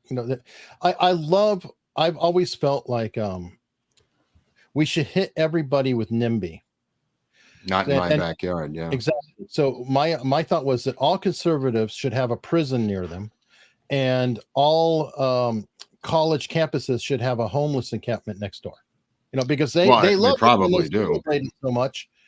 You should own it. It's like if you want something, it should be in your backyard.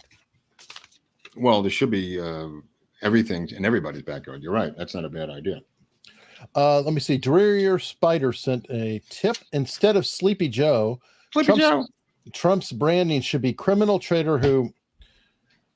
I can't go into what happened with his daughter in the shower for 2024. Come on, people. I cannot read everything. I'm going to put a new rule out here. If it's going to get us in trouble with the censors, even more so than we already have, even if it's a tip or a super chat, I just can't do that. I apologize. So please note that if you're sending anything, there's no way I'm going to read. Well, we don't know what you didn't read. What do we know? What are we, mind readers? Well, I'm just telling people that, keep that in mind. All right, Pasha. Pasha's a good guy. He's always fun. He has today's freeform deep thought. A hippo can run faster and swim faster than a human. So a bicycle is your only chance to beat a hippo in a triathlon. Okay, I'm going to think about that over the weekend. I think that we might have to have drug tests for our viewers now. Right. I'm not sure that I'm very confused. Drearier Spider said, if you recall, Mark, LA voters tried to recall Gascon, but just barely missed the required signature number after almost 30% were rejected. Yeah. Just it was the guy rejected almost the exact amount needed. I think it was like he rejected like 100 or 200,000 signatures, and Gascon avoided recall by like 20 signatures.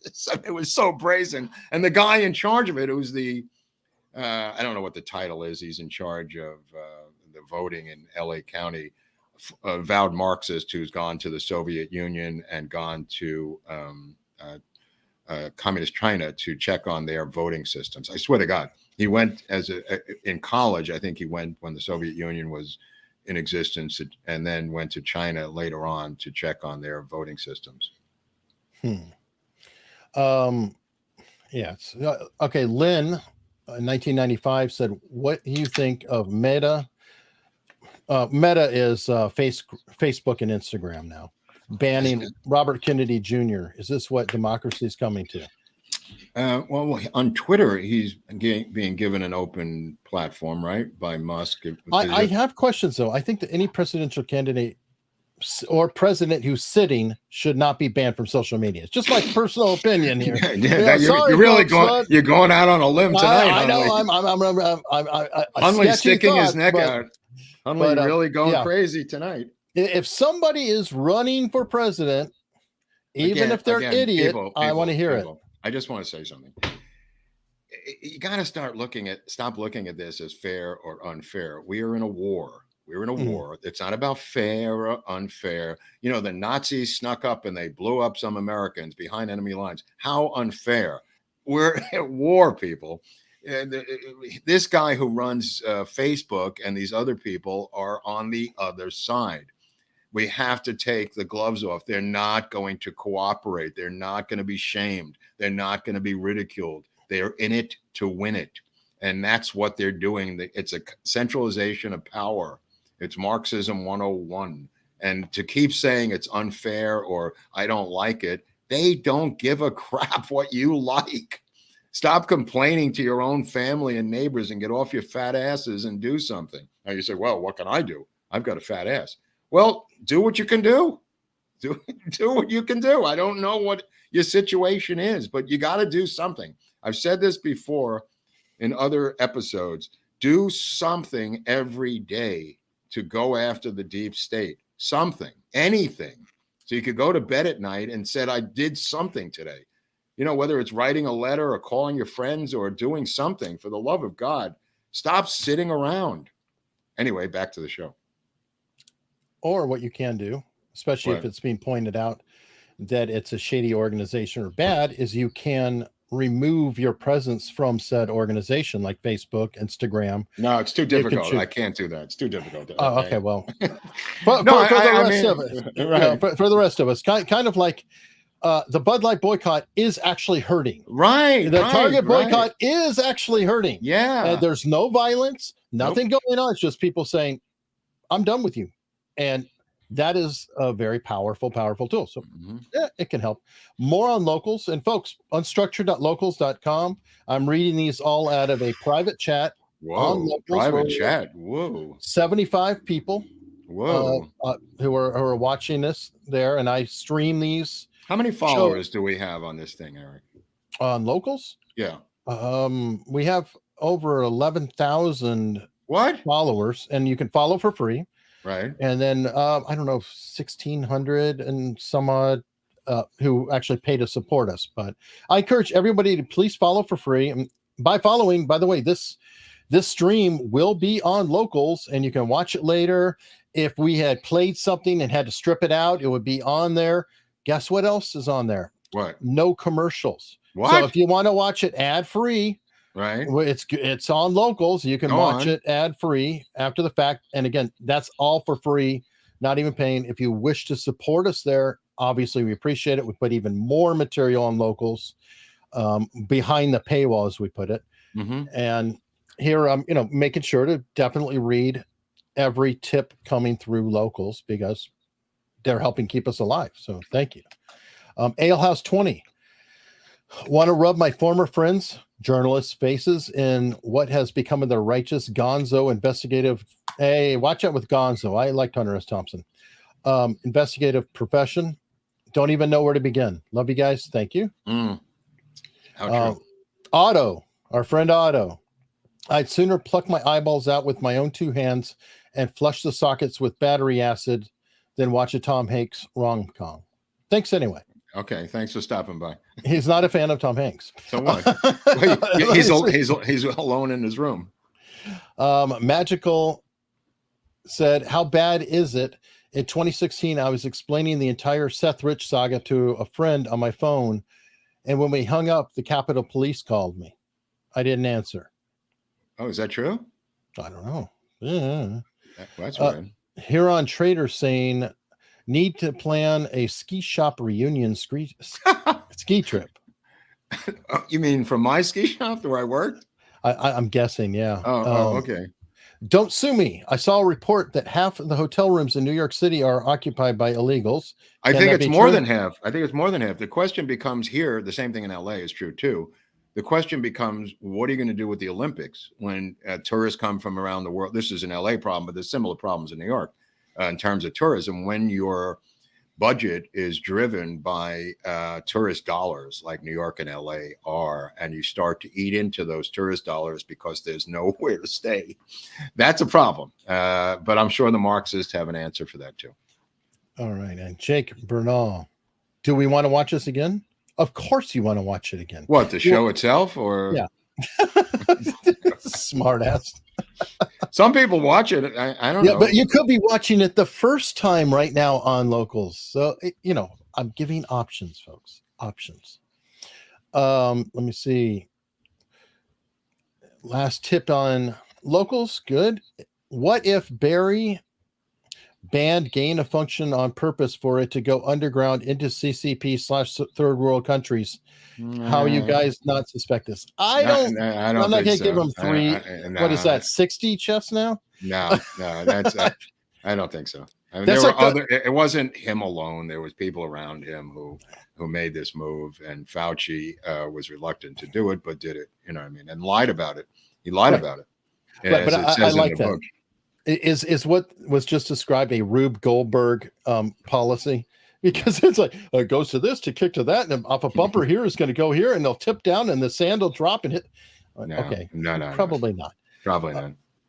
Jonathan G94, dangerous criminals get loose, but no parole for Sirhan Sirhan. Yeah, now when I say dangerous criminals get loose is 58,000 criminals pardoned legally by Governor Newsom. Hardcore felons, they didn't get loose. They were pardoned and given parole not pardoned, but they were given parole by Governor Newsom and released 58,000 of them.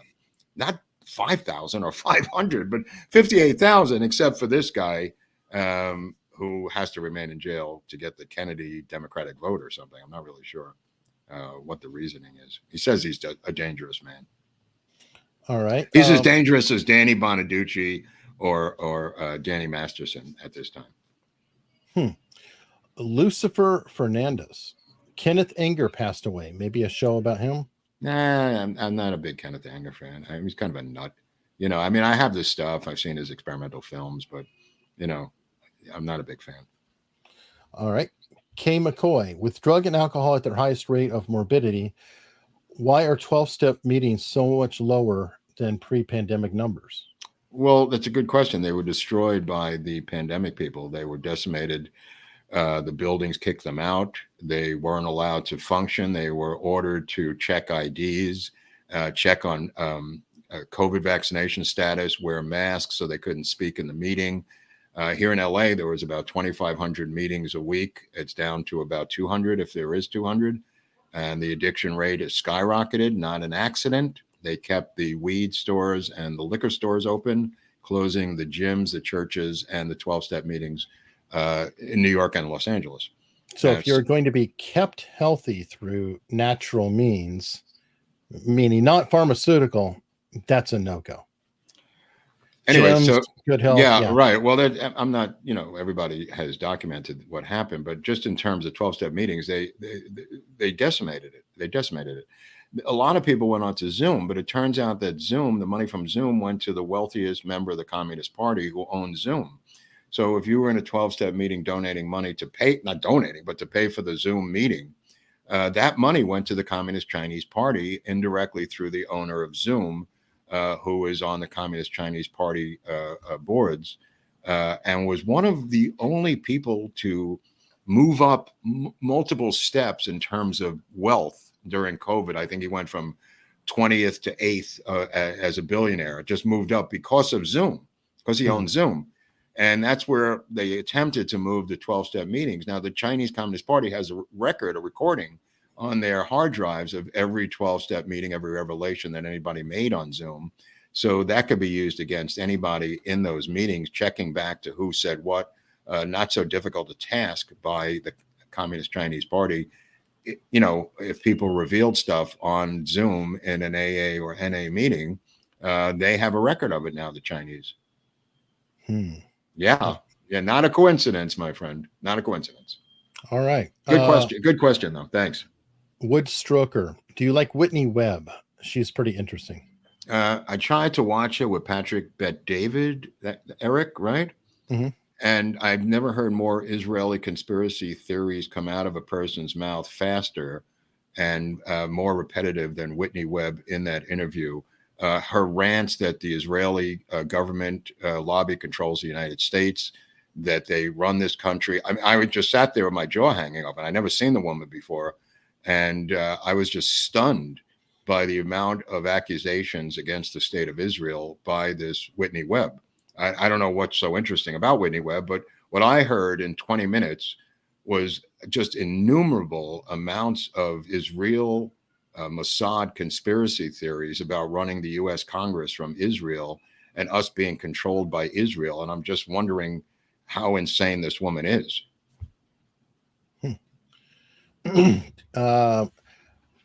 Basil Beshkov. And by the way, Basil gave us a $50 super chat that when I shut down in the last show. And I totally want to acknowledge that and thank you very much. We really do appreciate it. And timing, it can be tough. I do try to get to all of them.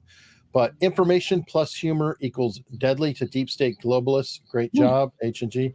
Yes. Thank you. Yeah, thanks for saying that, because some people have criticized us for having humor, like, saying these things are deadly serious. How dare you laugh?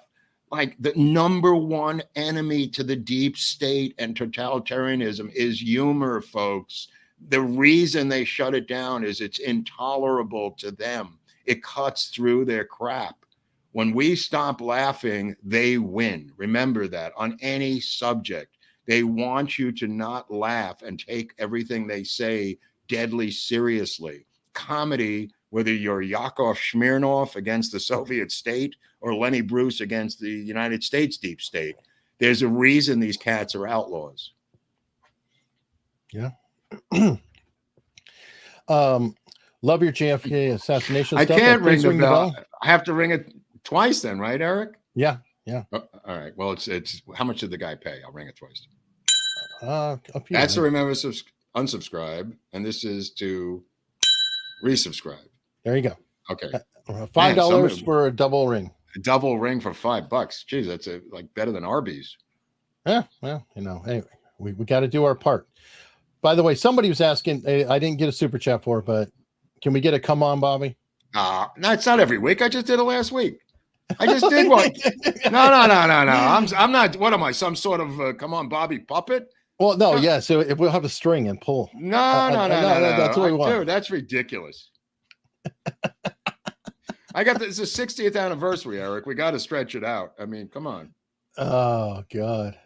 Who knows where this conference is going to be? The one that we're talking about. Oh yeah, let's talk about this conference. Okay, let me put this out there to the audience and see what you think.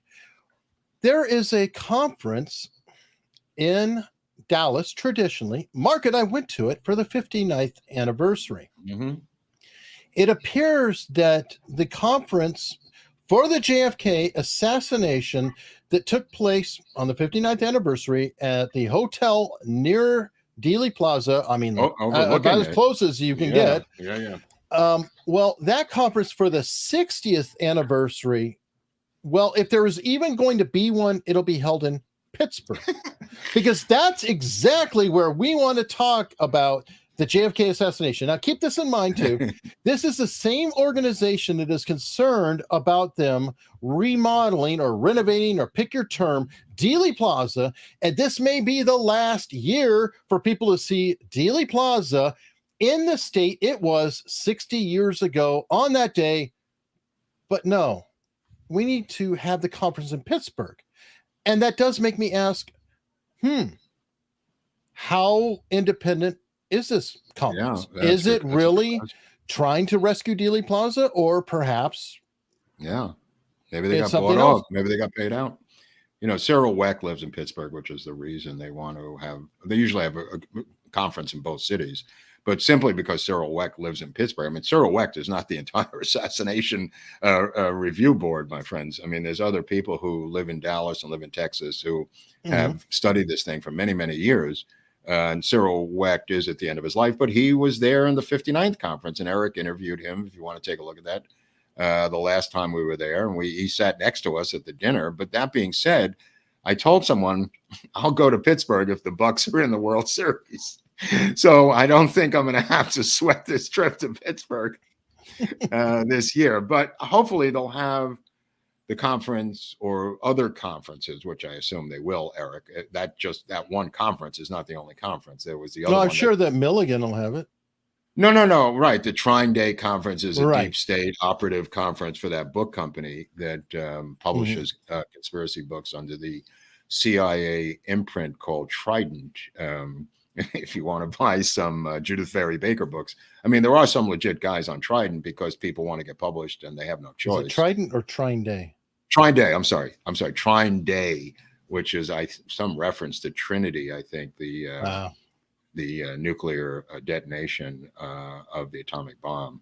I presume run by Milligan out of Washington State somewhere. His father was a CIA case officer. In the Middle East, I think. But that being said, there may be other conferences and other events in Dallas, or we may have our own big announcement way before that, people, of what we're going to do as a channel. Yep, we're thinking. We're here concocting ideas and concepts. Yeah. But we are looking at doing something. This isn't JFK, but I think we're still looking at Alabama around Labor Day. Oh, time right. frame. Montgomery, Alabama around Labor Day. We're going to talk to Greg about having a meetup down there in some sort of bar restaurant environment, since it's a good place for us in Alabama and Montgomery, and it's also a good weekend for us, and it's also geographically located for us. And there's a lot of reasons why it might work. We might have radio coverage with Greg and be able to put on some music and have a restaurant bar meetup for some small amount of money that would cover our expenses and whatever. So we're looking forward to that. And that'll be fun, just overall. All right, Pasha Moyer, in theory and practice are the same thing. In practice, they are not. Some Ivy League guy, I think. What is he? He's like the Zen fortune cookie cat or something? I don't even know. I take a taxi. Have you guys done a show on Leo Ryan and the Jonestown? I think we are doing Jim Jones down the road. Somewhere. I mean, I don't know about Leo Ryan. Leo Ryan got on the wrong flight. I mean, that was his mistake. So he'd be part of the Jim Jones show, probably. Yes. Yes. Briefly. Yeah. His congressional career was cut short. Let me put it that way. Yeah. Let me see. Bass player 2011-ify. Wow. This is very oversimplified, but the Chernobyl incident at its heart was caused by bad core design. And don't get me started on TMI. Is that too much information?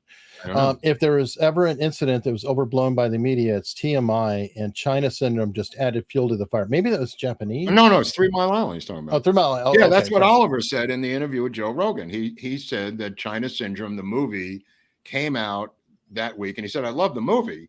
China Syndrome, he said it was alarmist like the rest of nuclear pop culture was, but it happened to be the same week it was released as 3 Mile Island, which is TMI.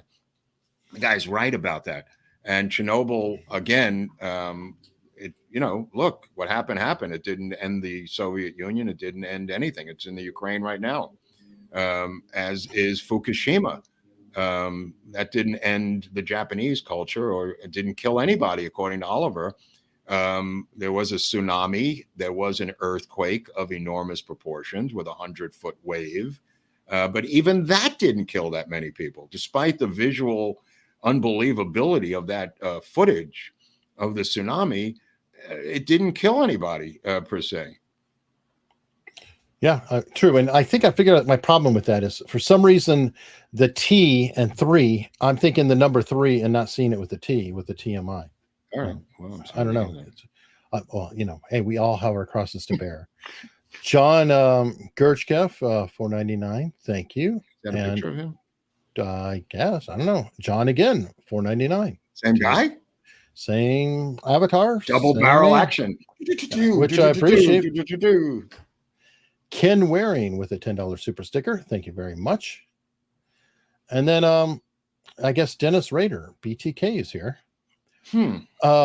Everything we hear about, see, or live through is only the tip of the iceberg. I've had the same feeling of shock at the scale of globalist commies, and I watch out for them. Yeah. Right. But he goes into detail of what's below the waterline in the book, and that's shocking. That shocked me, and I'm not easily shocked by that information. He just has a lot of factual information, RFK Jr., in the book about their actual programs. And it is shocking. It is shocking. All right. Well, Ginny's getting inky with it. Watching from the beginning, Mark, first thing I thought was old Cornholio. Glad I wasn't the only one to see the similarity. Yeah, I know, right? That's what I thought. I just thought of old Cornholio. Wow. Thank you. I thought I was hallucinating there for a second. At Lady Freddie with a $9.99 super sticker. Thank you very much. And Jay, there's a reason the British Empire was given the moniker Perfidious Albion. Well, it's a moniker that nobody knows, but that's some moniker. I got to actually look that one up. I don't even know what that moniker means. I kind of know. The only Monica I know is Monica Lewinsky, but I don't know if she was British. Oof. She was Yiddish, but that's another story for another show. Cigar Texan, 1984. Thank you very much. It's an odd number. Yeah. Maybe he knows some beers down in Texas. As a matter of fact, maybe. I think somebody was talking about a beer in Texas down the line. I haven't got there yet.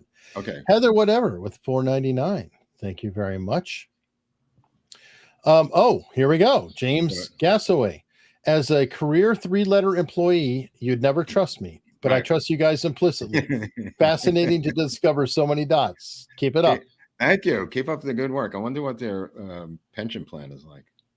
Pretty good. Yeah. DS Hogan. Motion for episode on fraternity/clubs, etc., that connect some of the players for JFK and Deep State. Connect some more dots. I don't know what those are. Well, you got Skull and Bones. You got the. You think it's been done enough, Eric? You think that's a fraternity that's been covered a few times? I mean, these people tend to read too much into things. You know what I mean? They read too much into things. Yeah. Sergeant Willie is a new member. Thank you very much. And Cigar Texan. My dad's best friend, Robert Marsh, was the marketing director for Pearl Brewery in the 70s. Oh, sorry that had to lay him off at some point. Wow, that's too bad. Well, maybe he retired before. Oh, you know what I was thinking of? Lone Star Beer. That's what I was thinking of. Thank you, Cigar Texan just reminded me with that $10 of Lone Star Beer. Tell him what he's won, Eric. The moment and acknowledgement that Mark said, hey. Yeah, I don't know. I just came to it. Took like an hour, but I was thinking of Lone Star Beer. All right. John Comos for $20. Thank you. Maybe he drinks Lone Star. Oh, wait a second. Does Lone Star still exist? Is my question. I think so. PBR owns Schlitz, Old Milwaukee, Lone Star. Oh, there you go. Sergeant Willie. Thank you. Pabst Blue Ribbon owns Schlitz, Old Milwaukee, Lone Star, Rainier. Never heard of Blatz. I've heard.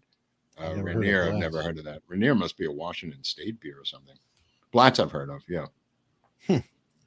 John Comos. It's the same guy. He's back again. He thought it over and he said, I found another 10. I mean, the guy, you know what? He went between the couch and he found, look what's here, honey. It's another 10 for the boys. Thank you very much. Thank you. All right.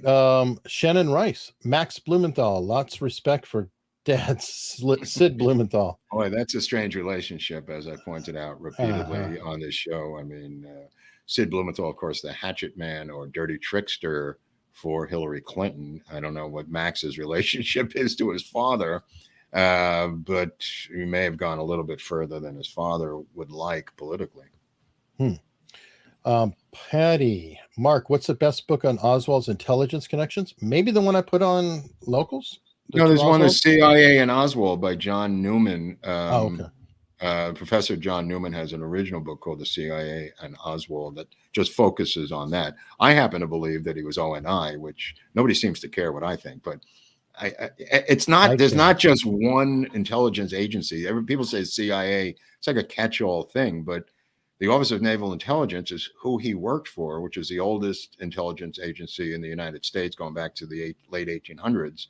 And if you're a Marine, if you're coming out of the Navy, it's ONI, right, Eric?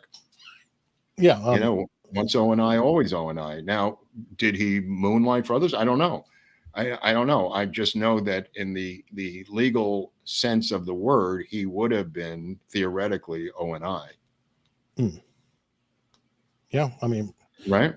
Yeah, but that's why the phone call to Ned said it gets really confusing because Delta Force works with SEAL Team 6. SEAL Team 6 is Navy. Delta Force is Army. Special Forces and Rangers are both Army. Right. I'm just saying. All I'm saying is people take it for granted that he was working for the CIA, and they never mention ONI. ONI, when was subpoenaed to submit their Oswald files to the House Assassination Committee in the late 70s. They destroyed them all, burned them, showed up at the hearing and said, F you, we burned them all. Okay, do not forget ONI, my friends. I promise I won't. Okay. I'll see if I can find a copy of that book too for Locals. Right. Marty Smith fan Sue. Came in late, boys. I loved Otto. That's the new Netflix Otto? Tom Hanks movie. Oh, okay. Well, maybe it's good. I hated that they had to toss in woke. That's. But overall, it was cute. Sometimes I feel like I should get rid of Netflix. it's just so politically correct oozing No, well, the DEI. reason I don't get rid of Netflix is because it allows me to watch foreign films from around the world as a site that I can access those films. So yeah, I don't care about the American stuff they have on there. It's very trite. But there's other stuff on Netflix of other countries that I find to be a great resource. I'll put it that way. By the way, I'm catching up on some reading, and Gad Sad, he describes DEI. He calls it DIE, which I think is perfect. Like die, diversity, inclusion, equity. Versus, I like that he switched the order of it because it is literally making companies die, in my opinion. Okay, all right. Now's the time for a little Manilow magic. That's funny. That's funny. Somebody was asking early on in the chat before we came on if the Velvet Frog or whatever was going to be. The Velvet Frog. That's pretty good. Joining. Right. Wow. The Velvet Fog. Yeah. Mel Torme. One of the great jazz singers. Thanks, James. Love to Israel. James Holbrook. Thank you.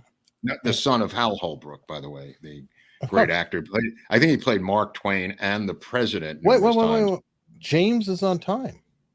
No, he's always on time. But Holbrook, what? No, James Holbrook is always late, and then he had to tell you, "Go ahead and shoo me out. I was late." So, that's the same guy, or what? That's the same guy. Okay. Yeah, James. Well, Hal Holbrook was a great actor, yes, and played the president a lot, and played Mark Twain on occasion.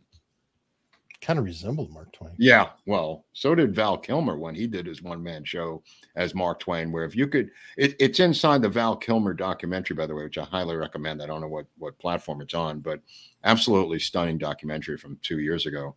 And in there is him transforming as part of the documentary as Mark Twain to do a one-man show as Mark Twain, which he did about 5 years ago. I don't know if he's still doing it, but astounding performance as Mark Twain, which used to be Hal Holbrook. Okay. Lady Freddie, Shiner Bach is made in Shiner, Texas. Good people. Okay. I saw Tecate beer in Tecate, Mexico, and they had like a 300-foot inflatable Tecate beer bottle at the factory, which scared me. All right. Would you consider a podcast on Leon Russell's accomplishments? Try to keep it under 12 episodes, and good luck trying. I would. I actually would. I'm a huge Leon Russell fan. One of the first concerts I ever went to as a kid was Leon Russell, Nassau Coliseum. Huge fan. I later saw him with Edgar Winter at the Boiseville Inn up in Boiseville, New York, in a tiny little bar, which was astounding, but huge Leon Russell fan. All right. John Comos, baseball and Ballantine. Oh, Ballantine beer. That's right. I forgot. Do they make Ballantine or no? That doesn't exist. I'm not familiar. That doesn't exist. That can't exist. Galveston County Mike. Here in Galveston, Texas, we had the Falstaff Brewery till the 70s. I forgot that one. That's the other one I was thinking of. Thank you, Galveston County Mike. That's the other one, Falstaff. I couldn't remember that in Lone Star. Thank you. Holy crap, I could sleep tonight. I know I'd be up. No, seriously, I'd be going like, what was that beer? What was that beer? Just mumbling to myself incoherently. But now, thanks to Galveston County Mike, I could sleep tonight. There we go. T. Logan, who was Oswald's O&I handler? Any ideas? Well, they say John Hurt out of Nag's Head, the military intelligence guy. They tried to cover it up, saying he was mentally ill or whatever, but he had a background in military intelligence, and that was the phone number he was calling in North Carolina from the jail in Dallas. So I think that was his O&I handler. Now, that being said, before he goes to the Soviet Union, he is given a briefing with a group of 13, and I think that was at Camp Peary near Eric, later became the Farm, where they were briefed on which countries they were going to go to and what was going to happen in the countries that they were sent to, the 13 defectors. They didn't all go at the same time, so I don't know if they were all in the same room together. Plus, two guys, what's it called when you debrief someone, I guess, debriefing.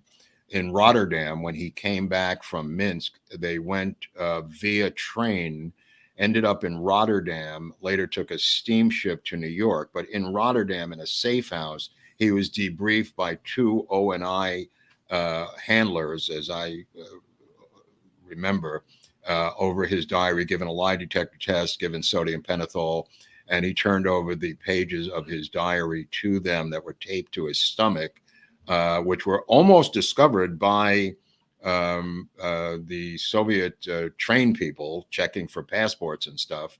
But he said that he taped it to his chest and stomach on purpose so they wouldn't find it in his luggage. And you can't make this up. This is from his own diary that was later turned over to, I believe, O&I handlers in Rotterdam. All right. There we go. James Holbrook, what about Green Beret being Army? I said Special Forces. Green Berets are Special Forces. That's what they're called in the Army. Okay. Super sticker from Rec Junior 151. Thank you very much. And that brings us to exciting. What? Did you know that Leon Russell played the xylophone on the original Green Acres theme? I did not know that. Is that true or is that a joke? I don't know. Wouldn't know. Clay Franklin. It could be true. I don't know. Clay Franklin with $9.99. And let me go to Rumble. Tina Gwynn. Gents, great show tonight. I'm coming up on my 1-year subscription anniversary. Loving it. Awesome. Thank you. And folks, hold on. Can I ring the bell or? Yeah, sure. Twice. That's for, twice. I'm sorry. There you go. That's for him. Is that for Clay Franklin who said that? That was for the Rumble rant that I just read. And by the way, folks, on Locals, he started something new. A lot of people on Locals are seeing it. If you've been supporting us on Locals for over a year, you get like a diamond next to your name, which just kind of simplifies that you're an OG supporter, and kind of cool. We, obviously deeply appreciate that. We obviously gave one to Lou Phillips last week. He became Lou Diamond Phillips, works with Sherman Allen, my friend who shot the footage of Dallas. Sherman Allen works with Lou Diamond Phillips a lot, who got a diamond from us. All right. Let me see. Yeah. Huron Trader on Locals. Yes. Emilio Ski Shop. Oh, what about it? That's what he was talking about. Oh, right. Yeah. Magical. I don't know about a reunion, but. All right. Magical saying it's true, and I'm still suspended from Twitter. I now live in South America. And that's funny. That's funny. What, did he get blocked or something? What happened to him? I'm not sure, but blocking comes up again. Yeah. Any truth to the rumor that a very old 4-star general blowing smoke rings from his cigar while laughing was seen placing the sandbag on the stage earlier in the day before Biden's speech? I don't think LeMay is still around. LeMay's not around. I don't know if he was laughing in the autopsy, but the fact of the matter was he was at the autopsy smoking a celebratory cigar and was asked to put it out by one of the medical officials who were there via an orderly. But I don't know if he laughed. He just apparently, according to Destiny Betrayed, just blew the smoke in the kid's face and just continued to celebrate with a cigar. Definitely. We'll be doing a Curtis LeMay episode. It's such a big thing. I'm going to have to read so many books on LeMay, which leads me to the book fund, which I now have a Cash App. I didn't know what that was. Hunley hit me to this Cash App that I figured out last night at cash.apps/ $Lord Buckley. But you'll see it down below for the description. People who don't want to donate to using PayPal or Venmo, you can now use Cash App or do it that way. But because they're the PayPal and Venmo are the same company. So. Right. So you can use cash.app/ They'll know if they use it. Okay. Well, I've never used it, so if it works, I'll be surprised. All right. Don't Sue Me says someone last week mentioned Mark blocked him on Twitter. I didn't know Mark was on Twitter, so I went to follow him and discovered I was also blocked. Kind of funny since I rarely tweet. Will I now lose my local subscription? No. Nadoff Maber is a smart ass and said, question to Mark, how can I join Locals? I don't know. Hunley explains it. You go on there and. Well, ironically, they're tipping on Locals. So they've obviously joined Locals because they couldn't be tipping me without being. Anyway. It's like a a little mind trap for me. It's a mind trap, trying to trap Hunley in a mind meld. Not so easy. Not so easy with a cheese meld, mind meld. Yes, it's well curdled. Yeah. Pasha Moyer, a Ukrainian friend of mine, has health problems because of Chernobyl. She literally lived downstream from the event. Still alive. I don't know how. Still alive? I think that's the main question. I'm guessing it, and we're not saying nobody got harmed. We're saying that the results were highly exaggerated. Mm-hmm. I'll just point out that the Voices of Chernobyl, the book, which became the HBO miniseries on Chernobyl, was done by the British. Tarkina 53, a dive bar in Austin called Jenny's Little Longhorn does $1 Lone Star long necks. Wow. And chicken shit bingo on Sundays. Wow. Tell them what chicken shit bingo is, Eric. I have no idea. Well, I'm going to explain it to them. What chicken shit bingo is they give X-lax to a chicken and put it on a bingo board. And then you bet on the number where the feces is going to hit from the X-lax that was given to the chicken. This is for real? Yeah, covered quite extensively by a performer named Mojo Nixon, which a lot of cats don't know. But chicken shit bingo is a real thing. Okay, well, that's why I'm explaining it. I've survived my whole life without hearing. Very exciting. It's a great part of Texas bar culture. All right. I know things that do me absolutely no good, Hunley. I got to tell you, I got to clean out the cob. I got to do an inventory up there and get some stuff out of my head. All right, Jonathan G94 said, I highly suggest Cameron Pasha as a Freeform Friday guest. He's a screenwriter of Pakistani Muslim descent. He has a Patreon, which he uses to post his many experiences being inside Hollywood, and even posts leaks he gets from disgruntled employees from companies such as Disney. He's been on bigger YouTube channels such as Midnight's Edge and Doomcock, very much in the same vein as Mark. Here's I don't know if we can handle two of us, but at the same it'd be time, interesting. That might be a little bit harsh. I don't know. We'll see on that one. Big Bad Teddy sent a tip and said, "Come on now, Marky, give us a come on now, Bobby." Sorry. Yeah, if everybody gets a come on, Bobby, they really do. Well, they did send a tip at least. I don't give a shit how much they sent. They're not getting a come on. You know, I'm not your dancing dog out there, Tipmeister. USA Now. Right. It's checkers. Too many people paying attention to gain a function, ban it for humanity's sake, and shift the work into the darkness, aka third countries. See, okay, it's continuing from earlier. What is that about? A question or no? Well, because I said it's not like Obama did a 6D chess with the gain of function. They just got it out of the U.S. I mean, they had to move it over to Ukraine and other countries around the world. By the way, it wasn't just Ukraine that ended up with gain. I mean, I think South Korea ended up with some, and I don't know about Japan, but there's some other countries, Philippines, that ended up with these things. And it's a lot of it in RFK's book talks about this starting with trying to get rid of smallpox, and he also gets into the polio vaccine really interestingly in the book. But the smallpox one really gets the gain of function ball rolling, if that's a phrase, trying to get rid of the smallpox. Okay. Huron Trader, look up Manhattan Brewery, could be a show. And Pasha, last tip for locals. My Ukrainian friend is still alive, so I must agree with you about the depth of the effect. Yeah. Okay. I mean, that makes our point. All right. Back to some super chats that just came in. Michael Hebner, $1.99. Thank you. There was a Richie Hebner, as I pointed out before, a gravedigger who also played. His family were gravediggers. Richie Hebner, as Hebner knows, because he may be a part of the Hebner family. At a Pittsburgh, where they're going to have this conference that Hunley pointed out. But Richie Hebner was a gravedigger in the offseason and played third base for the Pittsburgh Pirates during the season. Exactly. You can make it up. Okay. Well, let me see. Chuck MW, have been recently watching the JFK videos. Thanks for all the investigation on all the characters. Keep it up. Thank you. Rec Jr. Don't forget Joe Cocker with Leon Russell, Mad Dogs in English. Right. Well, that was the culmination of Leon. That was like the apex of his career. But did I miss a shout out or something I was watching?